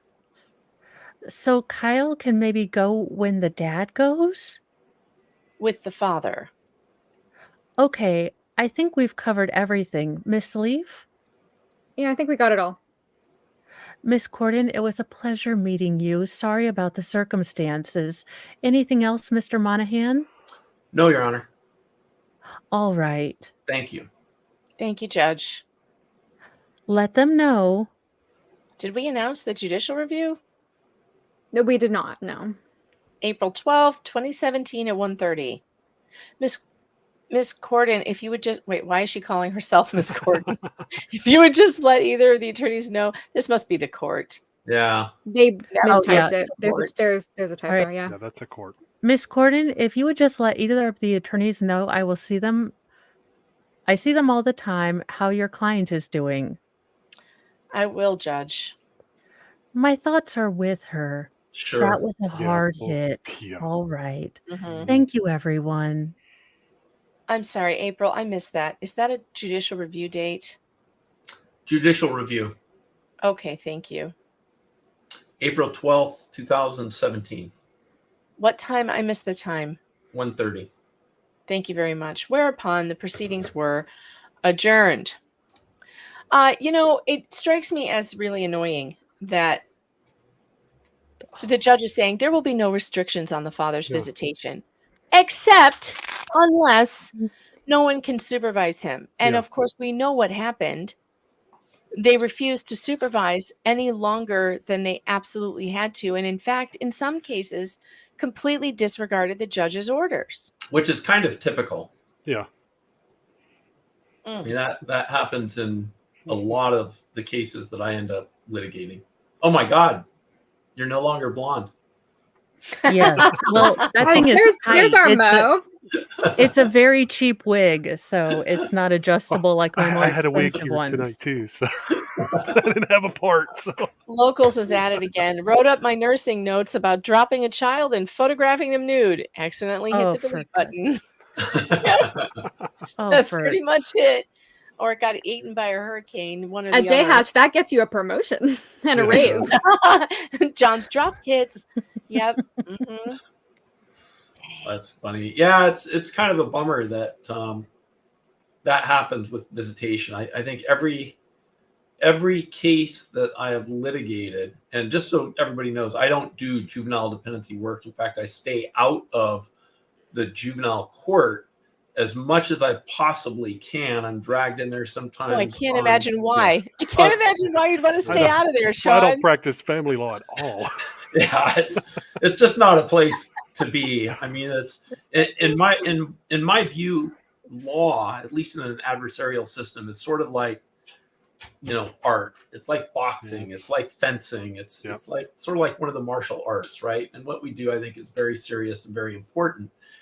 And you need to treat it with, at least in my view, the respect that it is due, mainly because of thousands of years of development. Yes. And when you get into juvenile court, I mean, you guys see it. They don't even speak proper English.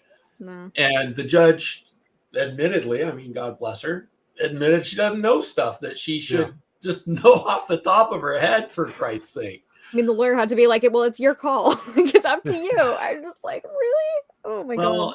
And I think I mentioned that maybe at the very beginning, that many times what we'll see in the records once we get them is that the social workers or county council make recommendations, and the judges generally, unless there's like something crazy like a dead animal in the closet of the social worker, the court generally, they're generally going to follow the recommendation. So, that's a problem. Locals made this for you, Sean.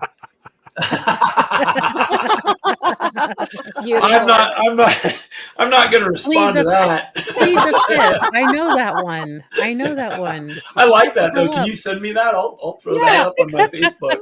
Yes, I will. Sean, you should come to Houston next year for Anime Matsuri. Not that it's related to that at all. There's not any of that there. No. My son is really into anime.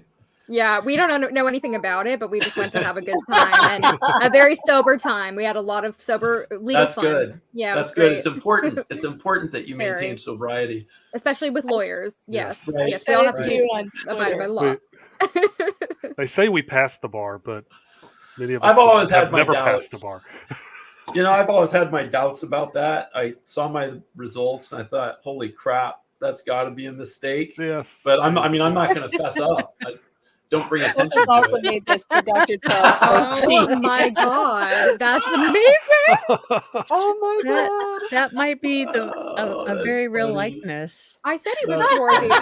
Wow, you is that Balenciaga? I don't know. That's pretty funny. Amazing. One thing. It kind of looks great value to me, but I'm aware of a Walmart shopper. So. One thing that's happened in the Ninth Circuit to deal with this whole juvenile court following social worker recommendations without like a lot of pushback is the Ninth Circuit has found and decided, and it's the rule here now. It's a case called Tomas versus, I believe it's State of Washington Department of Social Services, that social workers are not entitled to absolute immunity for their recommendations, which means they are open to being sued. They may get qualified immunity, but that's always it's going to be a factual issue. But they're blown out on absolute When did immunity. You could Sean, straighten up a is that a lot of federal these ruling? issues. Is that federal? Yeah, The that's Ninth Ninth Circuit. Yeah, so it's a Okay, federal okay. covers the entire circuit. So Yeah. Great. When did So- that happen? Oh boy, that case has been around. I want to say since maybe like 2016, 17. I'll tell you right now. Give me one hot second here. I want there to be like severe repercussions for this. well, the one thing you could straighten up a lot of these issues if you got rid of the qualified immunity for these people. right. Right. Yeah. Well, I mean- yeah, getting rid of I mean- qualified immunity though, that's a Supreme Court problem. Well, yeah, but it's it's a real problem with a lot of these government officials. They have I'm no, sure there's people are working no on recourse. Okay, this is Yeah. killing me. This is absolutely let's killing me. see. Locals. that. That's What so is on point. Gonna- It's so I mean they're memeing the memers and in the Oh, most wow. accurate way. It's That's the great. little Reddit guy. The case Oh. actually settled. I the can't case work actually- Reddit. The I case don't settled understand it. in 2013 for $7.3 million. It was 3 former foster girls sexually abused by their foster dad. And Oh. Tomas was one of the plaintiffs, but the social workers had recommended the placement and then also recommended the adoption. And this guy was like sexually abusing these kids. Flipping. Yeah. Oh my God. 2010 is when the Ninth Circuit they announced allowed- the decision. They allowed Beatty to keep working there, and she had She had Yeah. child she had abuse. child committed abuse. against- For child abuse, but she Yeah. was not charged. They dropped the It was charges dismissed. for some stupid reason. It was dismissed. Yeah. This is That's- a great one. John's drops kids, pediatric Oh patients. my god. Oh, this Wow. I shouldn't Dark. laugh out loud at That's that. really dark, but one point. is a good one. Sean, We have to laugh. Johns or we go Hopkins crazy. actually just admitted in their last motion that they may have dropped her, but she didn't suffer any major Injuries, injuries yeah. because of it. Oh. They gave her a rough transfer and they may have dropped her, but and that's where all the John's Drop Kids memes Oh. came. That's where it's coming Because from. because Because you they're know incompetent. CRPS it doesn't hurt when things just touch you when you're having a bad flare day, but dropping you. Well, dropping Right. you is not really touching you, right? It's the ground that's touching you. Yeah, Yeah, That's gravity I mean, assaulted yeah, it's you. gravity. It's not Oh my my God. fault. Oh my God. Oh my God. Oh, oh my god! Holy shit! that's so good. So is somebody out there just like on the fly generating this? Yes, stuff? yes, they are. Yes, they are. Yes. They're That's geniuses. awesome. That's awesome. They're Where do you geniuses. find these people, Megan? They're brilliant. I don't know. They we- they I joined my need locals collective page and they just internet. Hey, do Megan. this all day long. Mark Megan. Stapleton dropped Oh by my Johns God. Hopkins today. Today, tomorrow, we don't know. We have no idea. Hey Megan, I just sent you an email Okay. with a case, and I guess I should have thought about it sooner, but as we were reading through the transcript, it made me think about it. This is an ongoing case right now in San Diego. I was brought in by the attorneys that had it initially to help them get through some, pleading problems, some immunity problems. But you might take a look at it. You might find it not just interesting, but I think very, very parallel to what you're doing right now with Oh, I'm this absolutely Maya going to case. read it. I'm absolutely going to read it. That sounds. Yeah, I just sent that to you, and it's, if you guys want to either look it up or give me your email, I can forward it to you guys too. This is going to be good. Wow. So you got brought in on this case to consult? Well, it started out as consulting, and then it just turned into a lot more work. Oh, I love to see this. Count 2, fabrication of evidence and deception. Count 1, unwarranted non-consensual medical procedures and treatment and invasion of what hospital is this? It's Children's Hospital San Diego. Hmm. Radies. Have you gone up against them already? Is this a hospital you've tangled with before? No, I've never sued Radies. I've actually, for the last probably 10 years, most of my work has been out of town. You know, this just in the last 2 or 3 years, I've been doing a lot of local work, or a lot more local work. And I got involved in this case, I want to say, actually, it's when this, a little bit before this was filed. So it would have been probably October of 2021. And there's been a lot of heavy motion work on it. But we made it through the motions to dismiss, and now we're sort of in the discovery phase. We'll be doing depositions, I would think, probably February, March, April. Ooh. And yeah, it's pretty gnarly. Exciting. This is exciting, Sean. Well, you know, here's the thing. I have, you know, well, the Reddit haters in particular will say things like, you know, this doesn't happen all the time. This is, you know, this case, she absolutely had Munchausen. And I've been making the argument that no, this is actually a systemic problem throughout child protective services in these hospitals, who are trying to avoid liability when they make mistakes. And so they blame the parents to get the parents out of their hair, and they call social services, and they tangle them up with that. Yeah. So that they can't fight the hospital. And you know, a lot of these people, and I don't really understand why there's an entire Reddit page dedicated to besmirching Maya Kowalski's name after death and sticking up for this massive conglomerate, Johns Hopkins Hospital. But when I tell you that there is case after case after case like this, see, I only have to have Sean on here for an hour before he sends me another case. This is it's happening. That's my life, man. I know it's. I mean, ask Sean, how is this just a once in it just can't be. I mean, they just don't believe it. And it's weird because how do they not know? And I've been reporting on these cases for 20 years, and I'm always shocked at people who don't know that this is going on or who don't want to believe it. This is the deal with Munchausen by proxy. I think now in the DSM-5 they call it factitious disorder imposed on another. And medical child abuse. Yeah. Yeah, and I guess Munchausen just picked up too many other connotations.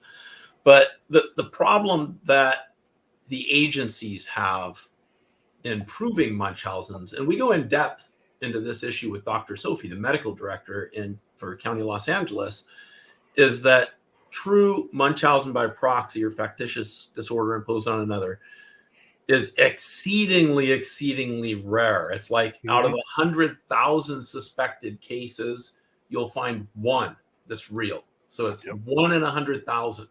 So when you start seeing these things popping up all over the country, you know, in multiple instances, you have to look at that statistic. The likelihood of it being real is so minute. You're almost more likely. I'd have to look it up. I'd have to Google it. How likely you are to get struck by lightning, depending on what state. Probably more likely than to have Munchausen. Sean, I have a group of parents in Pennsylvania who there's over 100 of them who've been falsely accused of child abuse by one child abuse doctor, Dr. Deborah Asario Jensen at the Lehigh Valley Medical Center. Over 100 families, and about 20 of them she accused of Munchausen in the same county. Sean, there must be something in the water out there. Yeah. I mean, that's another thing about Munchausen, though, is it's not something that you can test for, right? You can't like do a blood test and there's the marker. So what it really is, the diagnosis of Munchausen or factitious disorder, what it really is a diagnosis of exclusion. Well, what does that mean? That means that we have to do our diagnostic assessment on the kid for basically everything to demonstrate the kid does not have anything medically wrong with it. Therefore, all that's left is Munchausen, right? Mm-hmm. So to be able to, we're reading this transcript with the judge saying, I need to know what the doctors say, blah, blah, blah.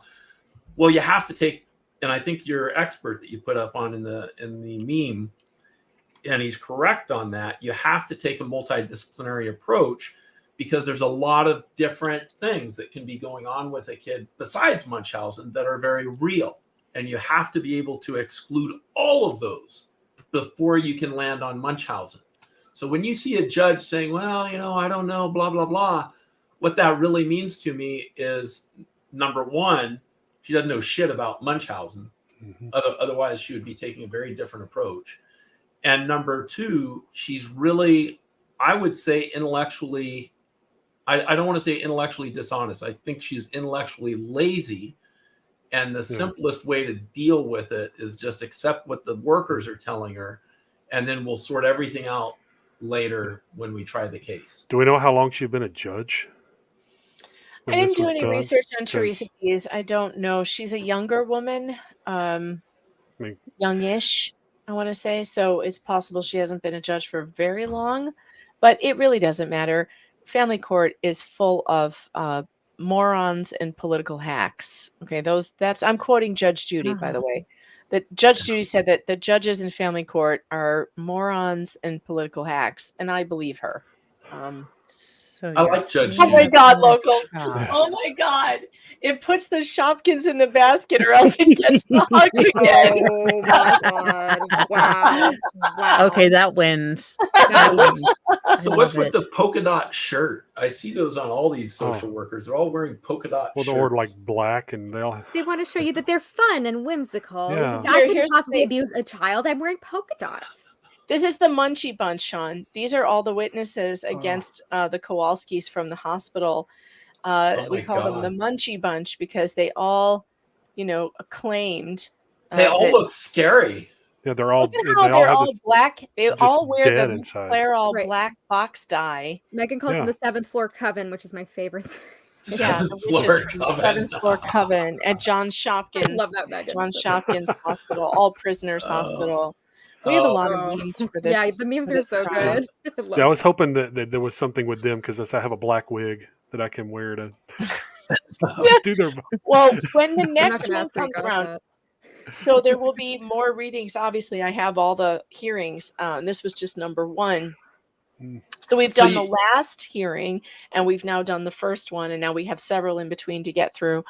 And there will be some of those Munchie Bunch testifying. So you might want to get the black wig, MG, because it could come in handy. So you have all of the juvenile court hearings? Yes, I do. Holy They're in that crap. document I sent you. So after you go past the first one, there's a bunch of garbage. You just have to keep scrolling until you get down to the next one. This is why the Reddit. That's why the Reddit people couldn't find it, because you have to actually sit and look through what looks like nonsense until you find the actual transcripts. But they're in there. that's the keyword index. Was that in the Google Drive link that you? Yes. Yeah, I didn't. It said I had to request. I access, hate that. I'll give you. Yeah, the access. I couldn't get in either. May I just momentarily point out Petrified, who hilariously chatted each polka dot represents a dropped child. Yes. Fantastic. Which could be true. I mean, honestly, thinking about how many cases we found out that Kathy B was involved in. Oh yeah. With Susan 300 or something. 3 to 400. 3 to 400. That could easily be each polka dot. It's awful. Oh my God. Do we know whether or not any of those people had been defendants before? Oh yeah. So they're being sued again by the Kushners with the same attorneys. This Maya Kowalski's attorneys had filed suit in 2021 for the Kushner family, who Kathy Beatty and Dr. Sally Smith were involved in false allegations of child abuse. The child was actually injured during birth, and those injuries were recorded. And they knew that it was in his records, yet Sally Smith still accused them of, I don't know, dropping the baby, which is hilariously ironic considering John's drops kids. But they dragged, and they accused them of sexually abusing their children as well. So they had to go through that horrible, nightmare of reputation ruining. So there's a guy who's sitting in prison right now on a 70-year sentence. He's been there for 20 years for abusing his child. That Dr. Sally Smith was the star witness. His son says it never happened. And the state lied to the defense when they asked if she had been involved in any other cases of false allegations. They said no. And then they find this USA Today article that came out that she's involved in all of these things. It's multiple, Sean. She's involved in, it's like at least at least 10 families that USA Today reported on, at least 10. And they didn't share that with the defense. And this man got put away in prison for 70 years. Wow. He's been there for 20 years and they won't give him an appeal. His appeal keeps getting denied. It's Well, incredible. what about a writ? Has he done a writ of habeas corpus? Yeah, I don't know. I reached out to his attorneys and I didn't hear back from them. So maybe they're not his attorneys anymore because I'm trying to find out what has happened since then, since his last appeal was rejected. But I haven't heard back from them yet because I really would like to. My next move is to contact his son. I believe his son is. Uh-oh. Oh no. I think she just locked I up. know. Megan, no. No. Megan. Hello. Uh-oh. This is it happens Oh, sometimes. she- Megan has kind of a crappy computer and wait, didn't you got replace to your her. computer? No, She did I replace her thought she computer. got a new one. She did. I'm not sure. Well, she had a With the crappy help of- computer. Her internet. Oh, it's probably her Uh, internet. Yeah. It might be the internet. Yeah. Probably a bandwidth issue. I hope she comes back. Yeah, it's There was kind of yeah. hard to drive the conversation without the host. I did have a comment I wanted to make because I know that before she was talking about how there are all these people on Reddit who, like they really rail against Beata and they're really like going hard for the, for Johns Hopkins.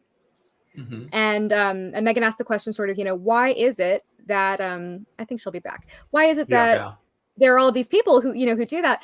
And I think, I just share my opinion. I think it's very hard for people to believe that institutions are corrupt and to believe that something bad could happen to their child. Because People if it's need to wake up, if it's true that there is a systemic issue with hospitals, then all of those people would have to face the reality that their kids or their nieces or their nephews could have this happen to them. Their family themselves, that they could be in this position. And I think it's so terrifying to them that they just don't want to look at the evidence. They turn a blind eye and they just disbelieve in it entirely. And I really think it comes from fear. That's my opinion. I don't know how you guys feel. I don't really know. I would count myself in a previous life as being a member of that group. And I didn't necessarily trust these people because of fear.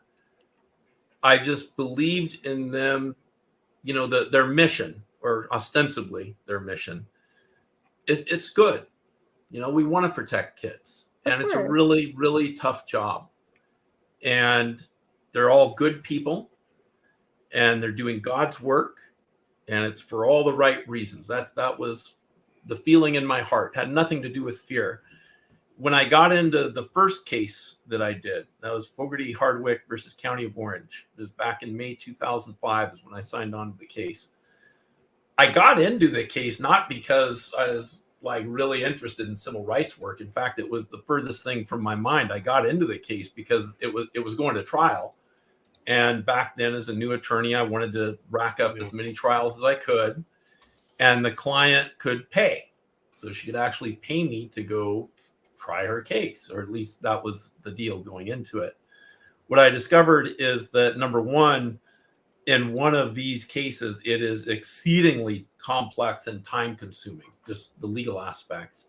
So I was very easily able to outstrip her ability to pay and went into arrears very quickly. And at that point, the only way I could get my investment of time and capital back was to actually win the case. But I went into it with the attitude that, okay, what the hell am I going to do here? Because these are good people doing God's work for all the right reasons. And frankly, I think they're probably telling the truth just because of who they are. So I assume the jury had that same feeling.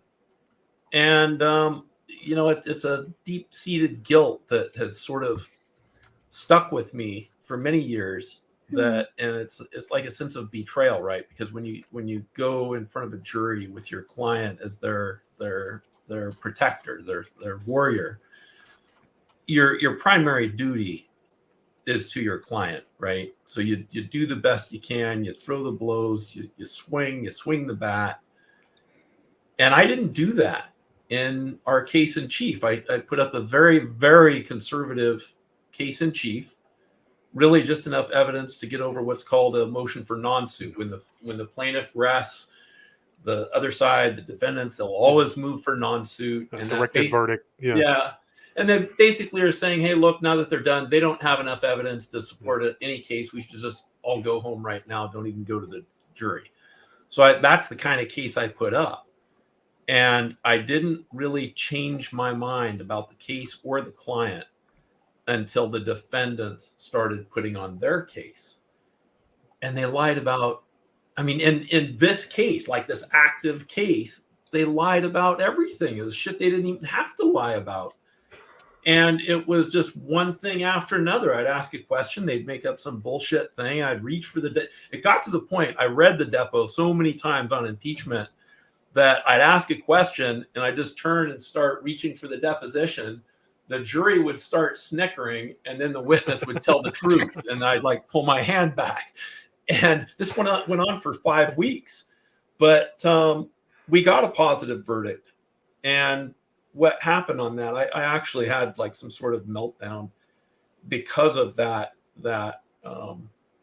this deep sense of betrayal of the client that I walked away from the trial with. And so I just retooled, I scrapped my business, and I was actually looking at medical schools. I figured I'd just quit law, go do something else. I thought about that too. Well, I just felt like, I'm in it for the wrong reasons, right? And so I started looking for other options, and my wife came in. She works here in the business. And she came in one day when we didn't have any new clients. I was rejecting everything and dumping off the existing ones. And she said, what are you doing? And I told her, I said, yeah, I don't think this is the right thing to do. And she said, well, maybe you should take a different approach. You found something, and maybe you should turn your attention and your energies to trying that out. Go try some of these cases. And, if you don't like it, give it a year, fine, go look at medical school. And that was in 2007 that we had that conversation. So, yeah, that one particular case changed the trajectory probably of my entire life. So I don't know how I got off on that. I think it was your statement about people being afraid and therefore not being willing to even have an open mind to the idea that these organizations, these agencies can do horrible things intentionally. Yeah, I appreciate you sharing that. Yeah, and I don't think it's fear. I think it's just a lack of understanding. I think so too, because Megan, we were talking about your question, like why are people on Reddit going so hard for J Hatch? And I have, there's like just a little extra to it, which is like I think that most people really want to trust that they can take their children, to a hospital and take care of them when they're sick, and that they can really place trust in that institution.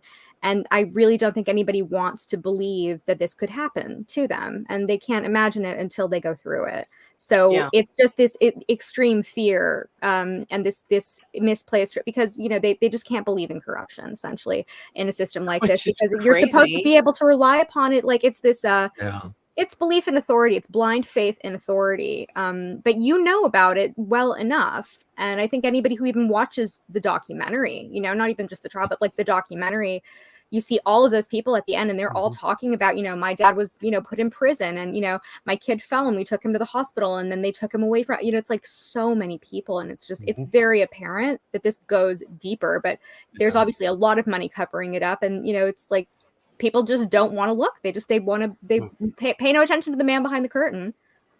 It's that sort of thing. Yeah. And the system Locals itself is still at it. We have another MVP. Call Sally Smith. Oh my God. Yes. Munchausen by proxy. Sally Smith. I haven't ever seen so much evil before. This is these people are evil to a degree that I haven't encountered in humanity in my lifetime. Well, I don't know that they start that way. And I don't know that they all are. I mean, I've deposed, I don't know now, maybe hundreds of social workers. And I can tell you in the first 15 minutes of a deposition, whether that worker is a lifer, meaning they're going to be there forever doing horrible things, or they're there to get their hours and get the fuck out as quick as they can and get out in the real world. And there are good people that start there, I think, with the right intentions. and they either stay and get thoroughly corrupted, or they get out as quick as they can. So I don't think that Kind of like anybody. Congress. Well, yeah, like Congress.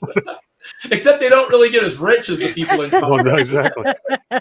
This might be my favorite one. Oh, I love that. That's just the icing on the cake. That's so good. That might be Man's my hero. favorite. And A cultural they have to hero. push. They have to push these kids. They have to do what they're doing because they need the kids in the system for the money. Yeah. There's so much funding involved, so much money involved, state and federal level. Yeah. It's an That industry. if they were actually honest about what was going on, they'd be out of a job. It's really like the Yeah. medical So they industrial have to make complex. these findings to justify their existence. L.C. Merritt, this is an interesting statement here. He says, full disclosure, I watched the documentary and was not swayed by it. The case itself did. Sean, if you didn't know, there's a Netflix documentary called Take Care of Maya about this case. I did watch it, and I feel similarly. I actually was more swayed by the court case, by the evidence presented in court, than I was by the documentary. I actually thought that the documentary was not, they all call, Reddit likes to call it propaganda or whatever. I didn't think that. I thought that there was less information in the documentary than what we got in the court, in the trial. True. Well, Yeah, yeah, people who don't have time to watch the whole witnesses. trial or who don't want to. It's like if somebody Right. just, it might open somebody's eyes if they don't, because most people aren't going to sit down and watch an entire trial. And watch 30 No. days. We would. We all love it. We but, all do it because but- we're weird. Right, we're weirdos, but most everybody's going to be like, okay, I have time for like a 90-minute documentary, But Right. I just think that there is stuff in there that makes you go, wait, what's going on? It starts like a germ of a question in your mind where you realize, okay, Yeah. there's something wrong here, and then that person might look into it further. It might change the way that they look at things. The trial definitely had the most information, but I found out things from the documentary that I didn't get because I wasn't watching the trial in its entirety. Right. And if missed things. you haven't seen the documentary, but you did watch the trial, then you know it all. Like Yeah. there's nothing, yeah, except for maybe the passing out in court thing. So we didn't find that out during the trial that she fainted during that dependency court hearing. They did do that in the, they had the audio from it. They had the audio from the dependency hearing, and then they recreated what was going on in court with like blurry figures. So, but you could hear her collapse, and she actually hit her head Oh, God. really Oh, hard. wow. And That's awful. she was then taken to the hospital and diagnosed with some kind of grief syndrome. They said it was Yeah. like where Adjustment disorder. no, like where you just get so grieved that your body just shuts down or something. broken And she heart. was like I in remember shock. adjustment And disorder. They called it something, and I don't Yeah. remember. It had something to do with grief. But anyway, it was not good to hear the audio of that, of what we just read. Actually, it was that exact hearing of what we just read. I'm sorry that when I had to reboot, I lost a bunch of the super chats, but I just found them on the YouTube studio, so I can't show them, but I can read them. Lauren Cove, welcome to the Fox Den. Thanks for the membership. Appreciate that. Miles Strom, thanks for the $10 super chat, says Florida's privatized foster care is worse than Kansas, the first state to privatize it. Pinellas County Sheriff Department investigated Eckerd Connects, Florida's largest contractor, in 2021 due to its awful state.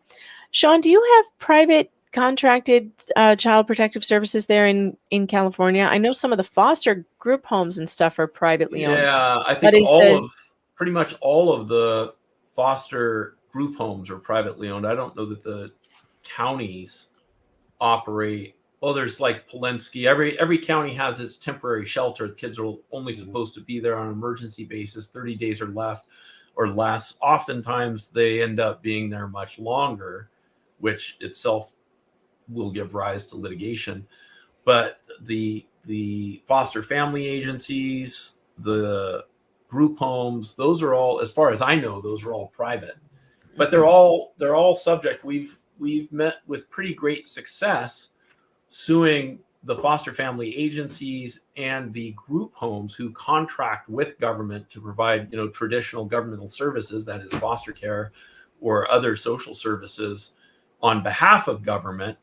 we've been very successful nailing them under 42 USC section 1983 as government actors. Under the color of law, yeah. Yeah, exactly. They're acting under color of law. They have a contract with the county. They get paid to provide these social services that are traditional governmental service.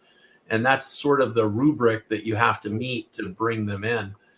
And that's been going, pretty well. But as far as private social services agencies where they actually have the power to come in and take kids and stuff like that, I don't think we have that here. Well, I have the opinion that it doesn't really matter whether they're private or public, because the public ones don't have any oversight either. So No, I they don't. don't. I mean, I don't know why everybody thinks that if it's private, it's worse, and if it's public, it's better. It's not. It's not any better. I mean, they still take kids without warrants. They still lie and fabricate evidence, and look at. I mean, I was just looking at your lawsuit at the new one you sent me, and it's all the same stuff. It's the same stuff. They all do the same. It's the same playbook. When this case first came to my attention and I said I was going to cover it, I remember telling everybody probably day one, I'm like, I am not on the hospital side on this one. I can tell you right now that they did it. I can tell before I even see any of the evidence. I've seen the complaint, and it's the playbook. It's what they all do. It's and they just got caught. This hospital and this DFS got caught. And I've seen enough of these to know, in Rachel Bruno's case, in the Absuck's case, your case, the one that you've been doing on YouTube, the Duval case. Yeah, she was Munchausen. Yeah, another Munchausen. Munchausen again, which is garbage. And God help you if you have a kid who is failure to thrive. I had one who was my oldest was failure to thrive. And because she was just born really small, and according to their charts, she wasn't adding up to their charts. And it's like, well, not every kid is going to be on the chart. Yeah. I was a really petite child, and I had a doctor say to me that if I didn't take her to this gastroenterologist and let him stick a tube down her throat at 6 months old, that they were going to call CPS on me. And I was like, oh, thank you very much. And I walked out of there and I never went back. And I remember thinking, how could someone do this? How could you even consider? I knew she was eating fine. She was gaining weight. She was just small. Like what? Yeah. And that's what they did to Duval. I mean, here she's she's trying to get help. Did she ever get her kid back, Sean? It's actually an interesting story if you guys want to hear it, about how she did get her kid back, but it had nothing to do with the legal process. But wasn't it like 7 years later? Yeah. Oh God! Did her child even know her at that point? That's one thing that's very important, and at some point I'm going to have her on, and she's going to probably talk about this. But you get visitation; it's critically important for parents to exercise every bit of their visitation rights, and constantly fight for more time. And then when they actually do the visits, don't engage with the fucking monitors or people that are there to interfere with you. Spend that time bonding. Exactly. And that's what she did. And she maintained her visitation. She didn't get terminated. She maintained visitation rights all the way through the dependency case. And then once she got the exit orders, she got the judge to include her visitation rights in that order. And she started flying out. They moved to Texas, all this crap. And she had to fly out there 3 times a week to get her 3 or 4 or 5 hours, whatever it was. But she did it. And then by the time that she was able to put together a strategy post-trial for the civil rights case, she had it's actually a really funny story. She was doing her visitation out in Texas. And by then her son was older, and I think he was 8 or 9. And she said, oh, we're going to go house shopping, right? Because she is fully funded now. I mean, we won the case. So she goes out and she goes. How much did she win? Is that public? How much she won? It was a $6.2 million judgment. Good. So yeah, it was good. It was for what it was. I mean, the most valuable part of the case, the deception case, the judge took it away on a directed verdict, which we appealed. And and then he limited us, said, okay, you can only get damages for the 3 days between the unwarranted seizure and the detention hearing where the court went ahead and continued to detain the child. So we got 3 days of damages. So that was a really tough sell with the jury, but we got it figured out. So what she did is she goes out. That's kind of what they did in the Kowalski case. They only Yeah. allowed them to go with the 7 days before they had the order from the court because they got Chapter 39 immunity. Bullshit. Yeah, it's so lame. So lame. But so what she did, she goes out to Texas. She goes house shopping with her son that we refer to as Baby Ryan, and involves him in like drafting up the offer. Says, look, we can do this. And what do you think that could be your room? And it was right down the street from dad. So, son goes home and talks to dad, says really excited about how every day when he goes to school, his mom will come out and stand at the curb and wave to him as they drive by. The dynamic there is odd. Dad hates mom, and he got wind of what she was doing, and they ended up cutting a deal where she gets the child back full time as long as he gets the option to do visits. Yeah. And she never comes to Texas again. So that was the deal, and she did get the child back. Yeah. Well, what if she's in like a layover in Dallas flying somewhere? Is that going to count against her? I don't know. It's too late now. He decides to fly to Disney World and has to stop in Dallas. Crazy. Yeah, but she did. Marilyn, thanks for the super chat, says, when I was in the hospital, the only thing I remember was mom there. I remember the playroom, sorta, but mom was the most important thing to me. And ASM says, off subject, but Megan, did you see this out of Memphis? Mother says 17-year-old daughter died as a result of being body slammed at youth villages after refusing to undress in front of male counselors. No, I have not heard it. Oh, wow. But that sounds horrific. Thank you for the super chat, though. I sure appreciate that. I'll have to look it up. But thank you to everybody on the panel tonight for coming and doing this. Sean, I hope you'll come back and do another one with us sometime. Oh, yeah. You guys are fun. It's always good to have you here, and I don't get to talk to you enough. But we have like 4 more of these to go through at some point. So I would love to have you back. Yeah, I'm willing to do it. It's just got to... let me know the scheduling. That's always an issue. That's the tough part. It's always an issue for everyone. We have need so to know many when I need to be caffeinated. To stay up past my I don't know. I bedtime. think we want Sleepy or Gummy Mo on stream. That is not a YouTube exclusive. That is the absolute That's crazy. for OnlyFans. No. Although I have heard that OnlyFans only takes 10%. So I say we all move to OnlyFans. So Chandler, where are you? You said you're in California. I'm in Los Angeles. Oh, okay. All right, cool. Yeah, you're not far. We do a lot of work up there. Nice. Judge Carroll on his 5-minute This break. is so good. That's fantastic. Oh my God. Can you make You a smaller one for the tuft of the little Judge tuft on the head? Yeah, Justice? you He gotta. needs the tuft, though. Yeah. Chat, you're falling Just- down on the job. You should have Well, he's got one photoshopped job. Carol's head onto this. Yeah. So say paste his head on there. So Sean, if you want Paste to his head. wear, We need the tuft of justice. we call it Sean, the judge in this case has this little tuft of hair that he's refusing to shave off right in the middle here. And we've been teasing that he's going to lose it at some point during this trial because this trial has been going on for 7 years. This is Judge Carroll, though. Check out the tuft of justice. I understand. You're moving for a mistrial when you got additional time and you can call the same witnesses to address whatever issues. Is that what you're saying? Yes, Your Honor, because we Can don't. I- Okay. Can we go to exhibits, please?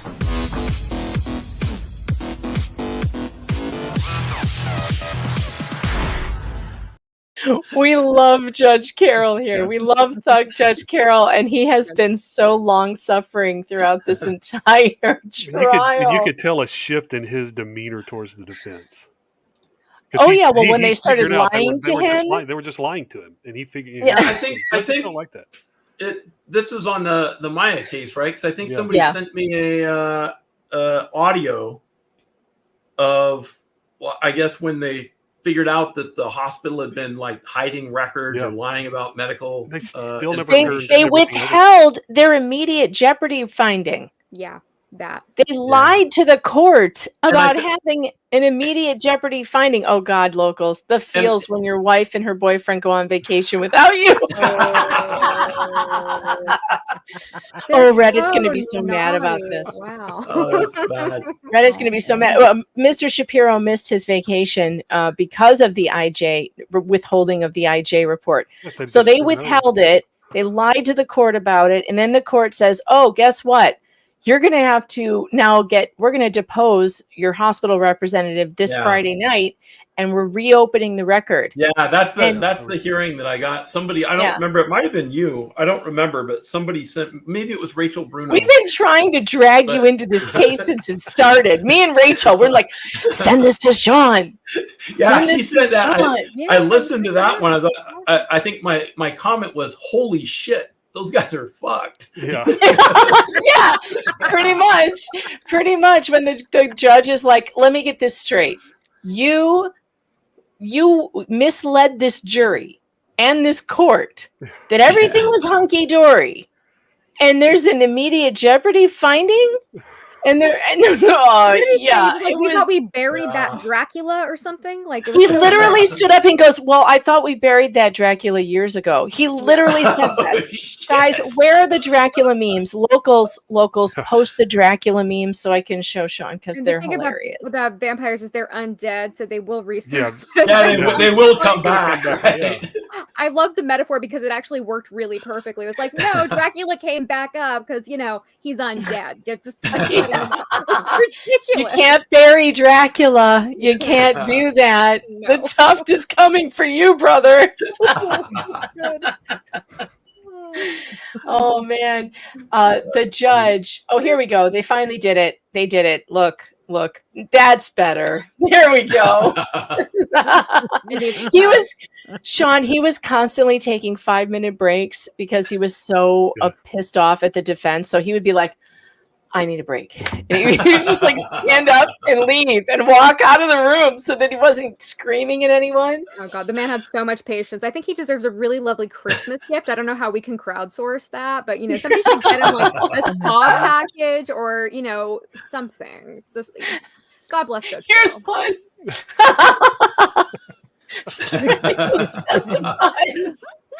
Yeah, that guy actually looks depressed. Oh, their body language I wish the camera had panned to them during the verdict, because according to affidavits filed afterwards in the plaintiff's response to the defense's retarded motion that they just filed a couple days ago, in affidavits, they had witnesses who saw Shapiro, the one on the right, come banging out of the courtroom, like slamming the doors open after the verdict and swearing and saying, "This is fucking ridiculous. This fucking scumbag family." That's what they have him. Oh my God. Yeah. They have multiple witnesses who signed affidavits saying that's what he did. And those stupid cameras at Court TV couldn't get the camera off Maya's face. Yeah, and so we didn't get to see the defense lose their shit. Yeah. That's a very bad look. Yeah. Well, it's bad. It's bad on the lawyer too. I mean, that's the thing is, as the representative, whether you win or lose, you got to keep your shit. You wait till you get back to the office for that stuff. Yeah. At least to the car. Yeah, at least to the car. Right. We found the certificate for John's drop kids not finding the IJ report. You did it. I think it's cool that you have somebody like able to throw these memes together so quick. It's crazy. I know, they're so good. They're so good. I mean, they're just the best, and I love them. I love them so much. So what kind of law do you do in Oklahoma? What do you do? Just civil litigation, just different stuff. Mostly bankruptcy, really. Oh, I used to do, before I got into this stuff, I used to do a lot of Chapter 11 work. Yeah, mostly 7 and 13. We have a little bit of them. But, So have you done one of these 1983 cases yet? Nope. Do you have any interest? Not really. Yeah, this is why one reason why I don't do any family law stuff. It's just too. I mean, it's just well, the civil rights stuff. It's not family law. You have to touch. You have to get your fingertips dirty, but not your whole hand in the family courts. But it's all civil litigation, man. It's just the tip. Just the tip. Sean That's a trains. lie, though. It's Sean just the trains tip. attorneys on how to do this. I know that Sean, at least he was training attorneys on how to do this. In fact, Yeah. I may have one in Pennsylvania, Sean, who'd like to talk to you. The one that Yeah, is. I'm always happy to. There's like 5 of us out here in California. It's me, Donnie Cox, Paul Leahy, Robert Powell, Sam Park does it, Dennis Ingalls. There's like, I guess, more than 5. It's probably close to 10 guys. But we're all very open. We're all very accommodating, and we're all working hard to encourage other attorneys to get into this area of work. It's a highly underserved market. It's not totally non-competitive. It's not like personal injury where you have 5,000 guys chasing after, that one mild traumatic brain injury case. It's more like you have 5,000 clients that you can't frickin' handle, and you have to reject people, and you feel bad about it, but it has to be done. So, I encourage other attorneys to at least take a look at getting into it. Maybe get your toes wet with like a warrantless seizure case or a warrantless vaccination case, something that's a little bit, less meaty. But if you do that, I think you'll eventually get drug into something that's all consuming. Bitch Lover sent a super chat for Sean. Says, Sean, are LA child records public? I have a niece in LA foster and need info badly. And my nephew's in jail. Can I contact your office online? I'm so sad. I'm so sorry to hear that. Yeah, that sucks. No, they're not public. In fact, you'd have to file an 827 petition to get the records. If she's your niece, what I would suggest you do, and if she's still in foster care, she hasn't been adopted or something yet, what I would suggest you do is offer yourself up to the agency as a potential placement or as an adoptive placement, just so that at least she gets out, she's with family, and that's a potential. You got to remember, though, the workers up there, especially in LA, they're so bad. They will not willingly offer you up to the court as a potential placement. So you'll probably need to get a juvenile dependency attorney to go in and, fight for you to do that. But that would be my recommendation: is be active, get involved, be very loud in the court about your willingness and your ability to take and care for the child. Otherwise, if he's in jail, who knows what's going to happen with the kid. They get stuck in the system. Yeah. And then maybe get lost. There's a lot of kids that they literally get lost and they're unfound. Most of them probably end up in trafficking or dead. That's exactly what happens. But it's important that you take immediate steps if you're able to get involved and get that kid out. God, it's so frustrating dealing with the system. And like anybody who thinks that the system is working, you've just never dealt with it. You've literally never dealt with it. Like the people on Reddit, for instance, I think I found my newest favorite thing I may have to add to my bio. I cannot fucking stand this woman. She's homophobic, racist, xenophobic, transphobic, misogynistic. Literally, her personality is assembled like a demonic pizza with toppings from hell. Wait. I have a question. I cannot fucking stand this woman, right? Uh-huh. She is They've assumed your gender. But that how's maybe it's just my my ignorance, but isn't it men mostly who are misogynistic? Oh no, it's no. internalized I'm misogyny. I'm very misogynistic. I hate women. I will admit that immediately. Women are the absolute worst. They're bad drivers. They shouldn't be able to vote. There's all kinds of things women should not be doing. Well, I women can kind of agree with those two. I don't know. Well, look, I will go full no tie Bronca on your channel, but Yes. I don't know that that's where you want to go right now. But she forgot to add. Do you put pineapple on your pizza? I mean, I feel. Oh God, no. I But don't. why is it that Good. everyone that has these ideas always has an anime avatar? Oh, I mean, yeah, look, that's I weird. like Sailor Moon, and stop making my hobbies Exactly. lame. I think that's just Reddit. I think Reddit, they just have that. That's little just the little avatar Reddit. to That's see just the how little it- Reddit. Yeah. I don't know how it Question. looks, but wait, so is that I have about a you, Megan? question I think so. about- I don't know. That is such a high 'cause compliment. I mean, you You have all you these got irrational all of it. fears. You have Jeez. everything Yeah. going for you. It's special. I and know. it's elegant. I mean, but okay, a demonic pizza with toppings from hell. That's That's a poetic. resume builder right there. That is Artful. That I is. may have put it to in your put that bio. on my. I may have to put that on my bio, right You by got it. Medium Yes. Smart. Medium Smart with a personality full of demonic pizza toppings from hell. I love it. Is Reddit Like- where people It's an go honor. when they want to bitch longer than it takes from Twitter, and they Yes. just have That more was things to fast. Yeah, complain because you can about? post super long posts on Oh, Reddit. So. okay. That was fast. Holy shit. We're here to deliver demonic pizzas to Reddit. No problem. No problem. You need some? Let me help you. That took like 5 seconds. How did you get that done so fast? I don't know. I They're can't just even they're do just con- they're just great. They're just locals is great. MeganFox.locals.com. It's where all the fun is. That's where all the Oh my fun God. is. The fun is over there. They are dropping memes like crazy. Oh yeah, I forgot about this one. You'll never see a more wretched hive of scum and villainy.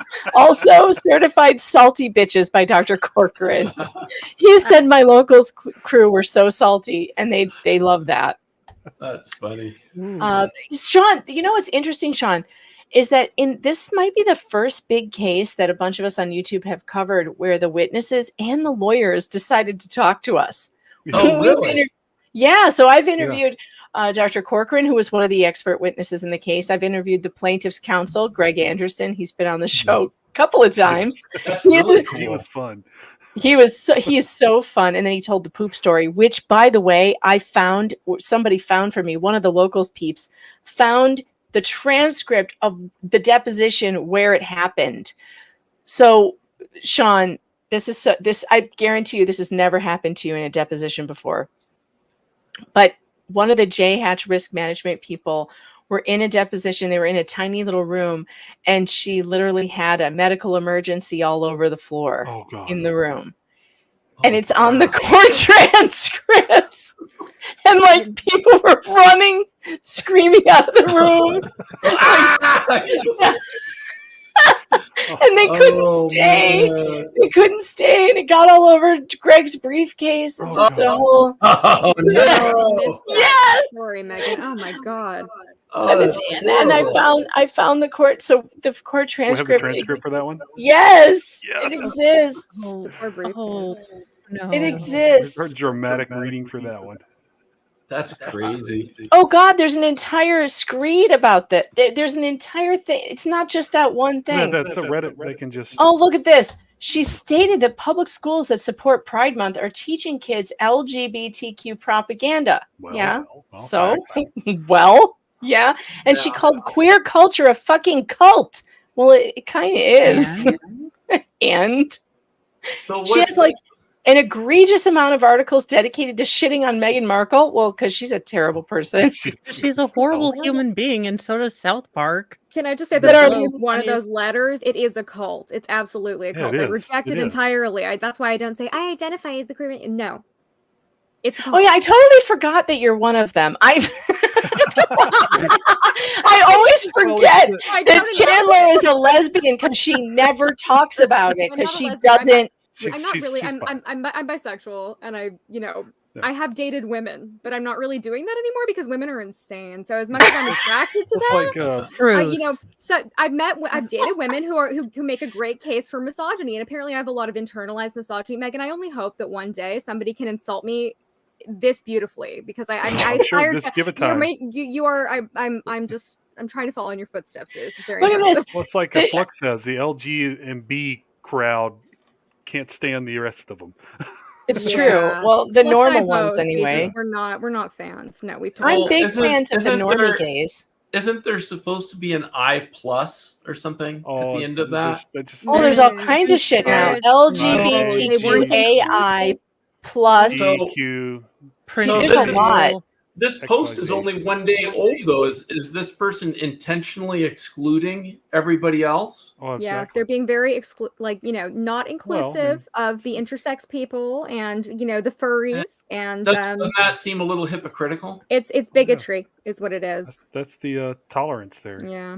Yeah, they gotta redo this. We should make a comment. Get a hold of this guy. He fucked it up. He needs. Oh, the insidious racist comments. Is it Oh, intentionally insidious? Is it intentionally insidious racist? Is it comments? intentionally? I guess You're not is it intentional racism? Here's the thing though. You can't write anything critical of Meghan Markle without certain people saying you're a racist. Oh, yeah. So, I mean, I didn't even. Well, I'm not even going to address that. But I like this part. She calls trans people groomers. That's not true because I've had trans people on the show. I don't call trans people groomers, just the people who are grooming kids. I call them Yep. groomers. Mhm. I know plenty of trans people who don't try to do that, who are not trying to like go into kids' schools and like teach them that they don't have to be read them boys or funny little girls. books or whatever. Right. I know plenty of people who are trans who just want to live their lives and be left alone and not do this kind of weird shit with kids.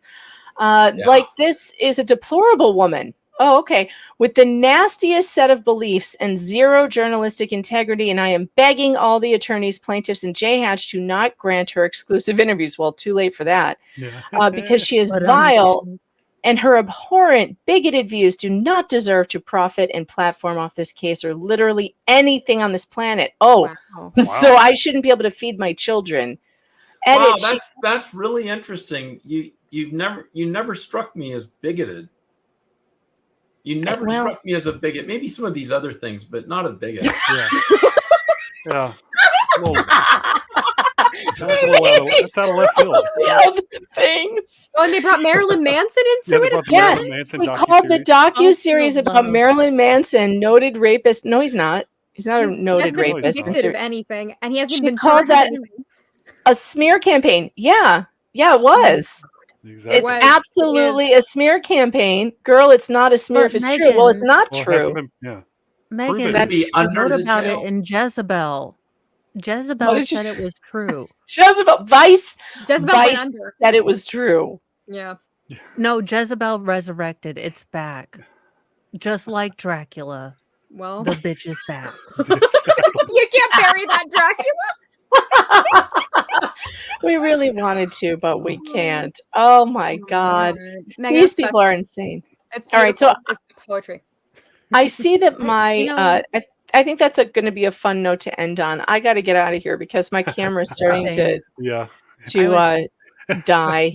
Hmm. And And I've bumped my stream about 45 minutes. So I can oh my God, MG, I'm so sorry. All right, so Okay. MG, should I read? I need to redirect do over it. to you. Are Yeah, you we're live yet? I'm not live yet. We're I'm just going to do some more of the Travis Rudolph trial. Is it set up? Yeah, I've Like, got I it could set go up. I've find bumped it? It's yeah, anybody can redirect to me. All right, I'm going to But- go redirect to you. Where are you, MG? Legendary Racing has been chiding me in the chat here for being late and gay. MG, Like I'm not. I still have a couple of minutes left. I'm not. There you go. All right. You are I all was wondering now why people were redirected saying you over were to late and MG gay. I when was we like, no, end you're here. on time. You were here. I know. So we know And that, in my fact, blondness MG, is you coming want to through. go right now and go get that going? Go. Yeah, You sure. go. Love you. Thank you for being Thanks. here. Yeah. You Nice get that to meet going. you. Nice to meet you. Yeah. And everybody will be redirected over there when we end. Sean, what's coming up for you in the next? What's coming up? People need to see that you're doing. I don't know what, James. You mean like on the YouTube? Yeah. Yeah, When's I the don't next know. time you're going live? Do you know? Probably on Sunday. Well, that's office hours though. Oh yeah, I do have something going. It's going to be Saturday. This Saturday at I think 6:00. I got to check my calendar. I'm going to have Rafalina Duval on the YouTube channel live, and we're going to Oh, that's great. Yeah, we're going to try to set it up through Restream so that we can have people that maybe want to come in and ask her questions live to just pop in, talk to her a little bit, get a response. 'Cause I think a lot of people don't really understand what it's like from beginning to end to find an attorney, to get through your discovery process, to prepare for and take your own deposition, to get your deposition taken.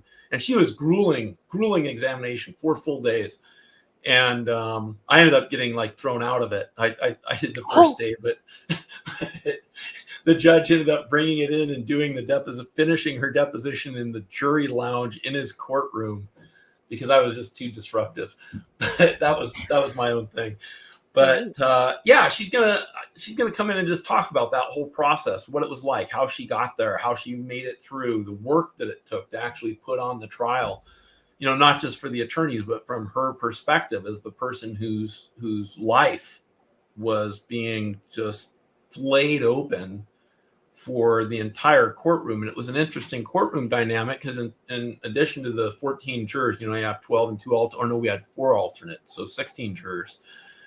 In addition to them, the court staff, almost every day in that trial, we had a packed gallery. There's 50, 60 people that would just come and watch. And so that puts a lot of extra pressure on everybody in the room. You're actually performing your life in front of an audience of strangers. And so that was an interesting dynamic, and she can talk about that. So it's going to be an interesting interview. Yeah, I can't wait to see that. That'll be Saturday at 6. And yeah, for anybody that wants to come on, we're going to try to set it up on Restream so that we can, bring people in as they have questions or want to, share their comments or whatever with her. Because otherwise it's just going to be me asking her a bunch of questions. And I mean, I already know the story. Is that 6 Pacific time? Yeah. I love that you're on Pacific time. Nobody else is. I'm the only Pacific person. I have to adjust it all the time. I'm looking forward to that. I just subscribed to you, Sean. I'm excited for that. This is a good one. Wow. Yeah, I like this. But yeah, she's in Oklahoma too, so it's going to be 8:30 for her. We might. God, let me look. I texted her this morning, and I don't want to misdirect you guys on the time, so let me look at it just real quick.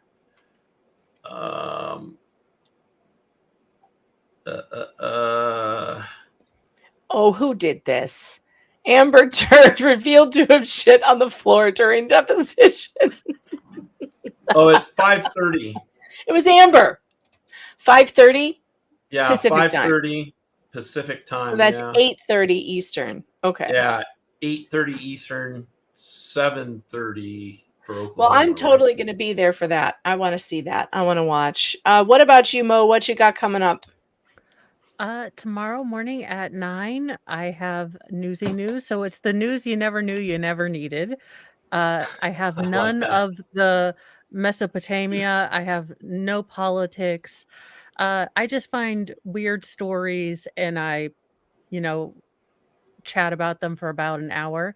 And then I generally go over to help Nicholas with the Young Thug trial because me and Nicholas, the two most clear people, we have decided to cover the rap trial of the century. But I will be debuting Dr. T. Leaves, the body behavioral, scienceologist and, tarot Do you have reading. a wig for him? Oh, her, yes. Yes, I do. Her. Sorry, yes.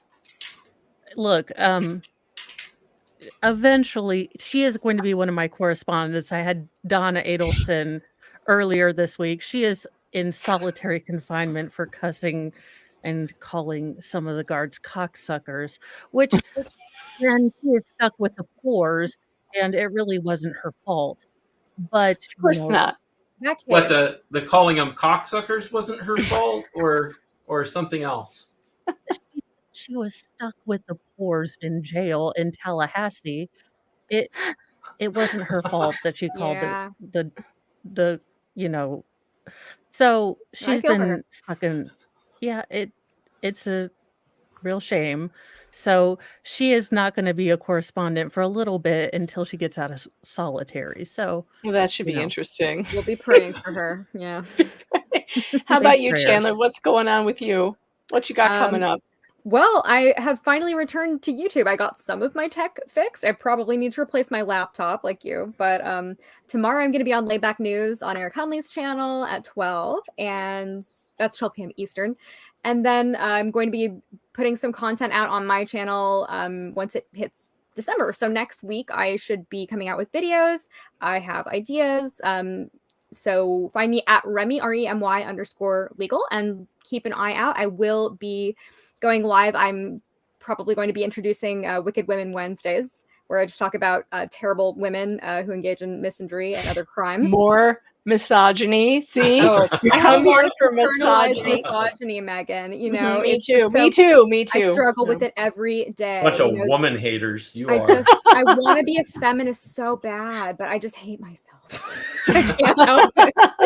I'm going to work on that in therapy, but in the meantime, you'll see me doing Wicked Women Wednesdays talking about how women are horrible, because a lot of the time they are. They do terrible things like murder. I wrote a whole book on that. I know.